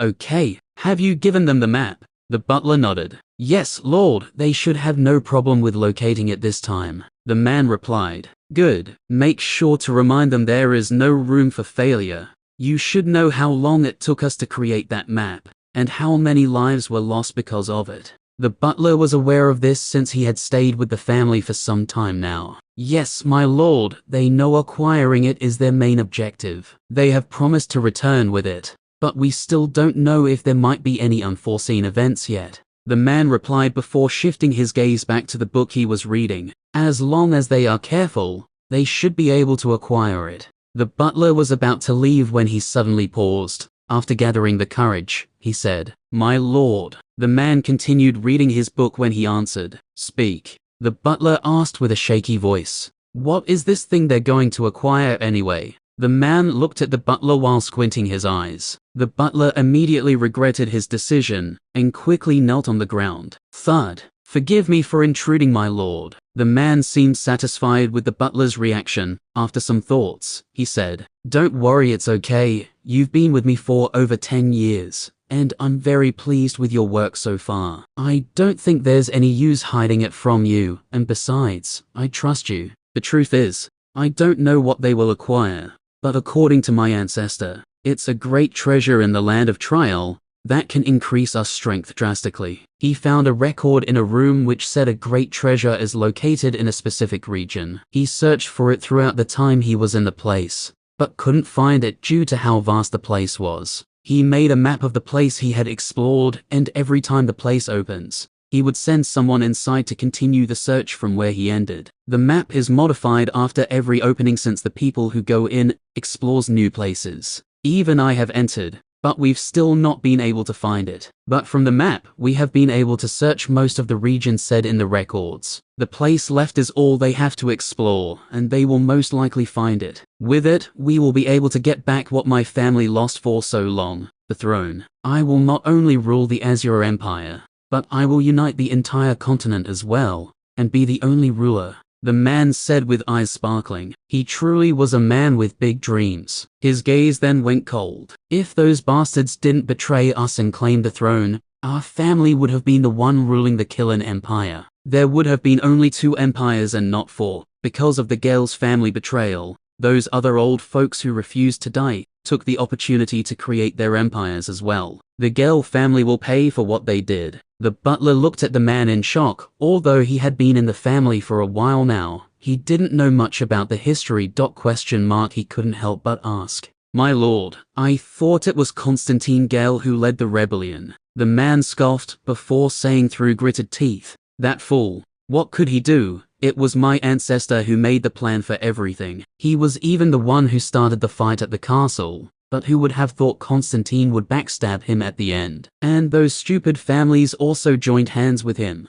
The butler was startled by this discovery. This was the first time he heard the story of the Great Rebellion differently. Usually, it was Constantine Gale who would get all the praise. But now, there seems to be some hidden information about the entire issue. If it was as his lord said, then Constantine Gale was not the hero. My lord, what if there is a chance others have already acquired the treasure? It's impossible, only we have the method of getting it. Others might have gone to the place, but they will not be able to open it, the man said confidently. The butler left after clearing this up. The man stood up from his seat and walked towards the book rack. He pushed a book, and a secret door opened up in the study room. He quickly disappeared into the stairway before the secret door closed shut. The border of the magical beasts forest. 2 days later, the group from the Killen Empire just got to the borders of the magical beasts forest, where they met up with some experts from the Empire, who were already there waiting for them. This was Gray's first time coming to this place, and he was awed by it. The view while they were still in the sky was simply breathtaking. All he saw was a never-ending view of trees, and when he got to the ground, the trees towered into the sky like they wanted to peek into the heavens. HMPH, you people are always late. A cold voice rang out from the camp nearby. Gray looked in the direction of the voice, and noticed the speaker was a man whose hair had started turning gray with deep eyes and an obese build. You people are always too eager. The man who was in charge of the group from the Killen Empire retorted in contempt. The man who just spoke was a member of the Azure Empire. The man snorted coldly before turning his gaze to the other camps. Since everyone is here, we shouldn't waste any more time. The members of the other camps all agreed. The quicker the youths get into the place, the better it was for them. The leaders of each group all walked out. Are we going to enter the place now? Seems like it. Gray nodded. But we just got here. Shouldn't they at least give us some time to rest? Clouse complained. Seems not. Gray replied. Although the journey was tiring, since they wanted them to head in now, he had no problem with it. He curiously stared in the direction the leaders all gathered, and he could see them placing some stones on the floor in a specific pattern. Looking closely, one could see the lines which formed up a huge array on the floor. Essence Stones. Gray searched his memory for the information about them. These stones are formed in places where there are high concentrations of elemental essence. It usually takes a long time before they are formed, and they are divided into 3 grades: low, mid, and high grade. After the stones were placed in their required spots, the array lit up. The stones were what was used in activating the array. Gray hasn't gotten to this level yet, but he already knows of it. Step into the array. You will all be transported into. The leaders all told each group entering the land of trial about some of the dangers they knew about. They also reminded them to keep track of time, and they should always be wary of those from the other empires. The youths all nodded enthusiastically before slowly stepping into the light shining off the array and disappearing. It soon got to Gray and his friend's turn. He stilled his mind and stepped into the array. The light shone on them, and just like the others, they too disappeared. After all the youths entered the place, the leaders all went back to their camp. They will spend the next 6 months here, waiting for those who would be lucky enough to come back out of the place. Sometimes, the number of people who make it out is higher, while on other times, not even up to 30% will make it back. The only thing which has never changed was the fact that over 90% of the people who came out would have already broken through to the origin plane. At the camp of the Killen Empire, how many do you think will make it? I have no idea, but if more than half of the youths from our empire make it out, I'll be content. They weren't the only ones wishing for this. The other empires also hoped at least half of the youths they sent into the place makes it out.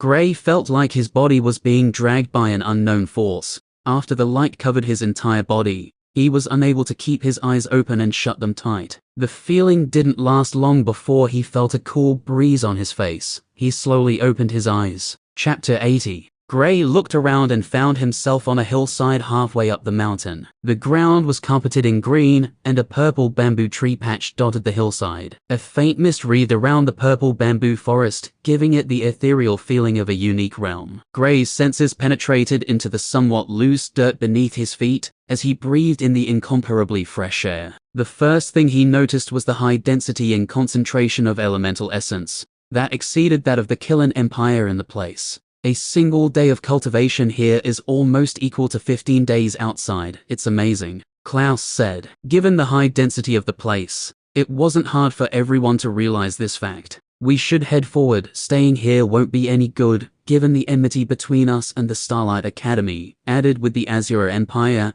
we could be attacked at any time, Alice said while the boys were still in a state of reverie, due to the feeling of the high elemental essence in the air. Her words quickly snapped them off their somewhat almost intoxicated state. You're right. Gray and the others nodded. They actually failed to realize that there wasn't anyone here when they arrived. It seems like the other groups all headed inside in fear of being attacked by their enemies. The group walked forward with extreme caution. Looking at the sky, one could see it was covered with grayish lights. It was somewhat dark and gloomy, but they could clearly see their surroundings. The flora here was different from the outside. They were long and tall, ancient trees at the height of several hundred meters, but everything felt like it was covered in dust. Looking afar, one could see mountains, rivers, and jungles. 1 hour later, boom. What the hell? That's the 6th one already, Clouse said in frustration. They had only headed around 1 kilometer, yet they had been attacked by 6 different beasts. The only upside was the fact that the beasts were alone and not moving in groups.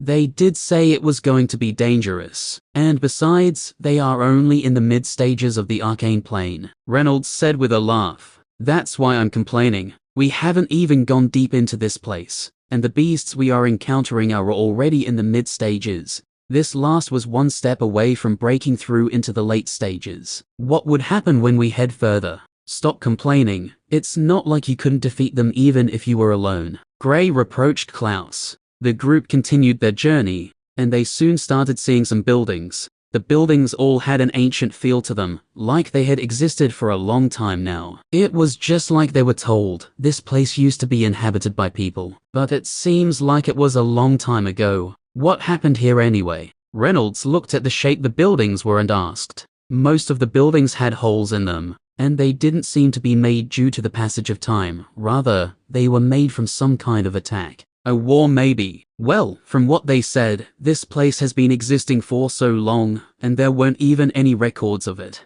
Alice said while also surveying the place. They entered into one of the buildings but found nothing relevant inside. The group continued on their way when they suddenly heard a scream. On looking ahead of them, they saw a boy being eaten by a giant snake. Well, swallowed is the right word. More than half of the body was already inside the mouth of the snake. A horned snake, Gray said as he looked at the snake that was moving in their direction. This snake seemed to already be at the late stages of the arcane plane, and the chances of it being in the 8th stage is very high. It could most likely be in the 9th stage even. The snake immediately opened its mouth and spat out a greenish gooey liquid, which shot at a very fast speed towards the group. Gray acted fast and quickly set up an earth wall, but as soon as the liquid came in contact with the wall, it immediately started corroding it at a fast pace. Venom, Clouse yelled. We can see that. Reynolds retorted. Why would we meet such a troublesome beast this early? The snake swung its tail agilely,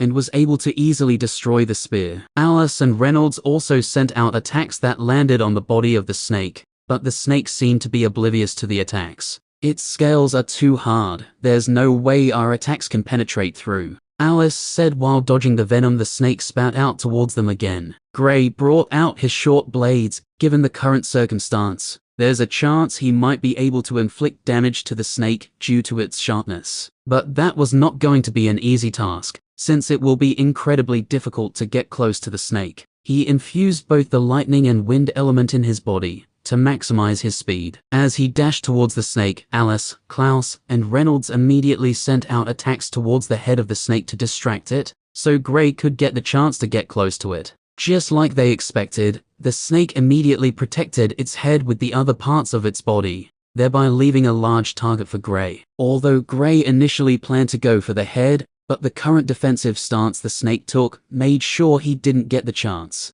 Held in a reverse grip, lightning started dancing around his blade, as he slashed it at the body of the snake with terrifying force. Slash! Shriek! The snake shrieked in pain as a deep gash opened up at the side of its body. It looked at Gray with hatred before swinging its tail quickly towards him, wanting to smash him to minced meat. He already knew the snake would counterattack, so he immediately retreated after leaving behind a wound. Slash! Gray, who had been on the sidelines waiting for an opportunity, immediately struck again, this time leaving a bigger wound. The snake shrieked again and wanted to attack Gray, who had already wisely escaped from its attack range. They had already left the area the previous snake was during the battle. The group continued with the same tactic, and they slowly started tearing down the scales of the snake. Gray was literally just decimating the snake, so it could be dealt strong attacks from the rest of the group. Alice was very effective since she was now able to inflict damage on the snake. The wounds increased, and the snake was barely able to counterattack. It suddenly let out a strange sound, and they once again heard the sound of something rubbing against the ground. It's calling for backup. Gray yelled as he once again delivered another slash close to the head of the snake. The snake had managed to protect its head almost all through the battle, but Clouse had been able to get a good strike, which almost hit its eye, if not for it closing it quickly. The attack struck the eyelids of the snake, but the strong scale ensured it didn't leave any wounds. The first snake crawled out of the building where it swallowed the boy. On seeing the wretched state of its partner, it charged towards the group. The same tactic? Alice asked in excitement. Yes. The others all nodded and once again started slowly wearing out both snakes. The new one was much easier, since it wasn't as strong as the one they were fighting previously. The snake seemed to have realized it made the wrong decision in rushing into the group and wanted to escape, but the realization was a little too late. 10 minutes later, the two huge corpses of the snakes laid on the floor with the group breathing heavily, especially Gray, since he had to get close and attack, before retreating as quickly as he came. Did anyone notice the beasts here are much stronger compared to their stages? Gray couldn't help but ask. Given the stages of the snakes, it shouldn't have taken them this long to deal with both of them. Gray even felt the chances of him defeating the first one they battled personally were very low. Yeah.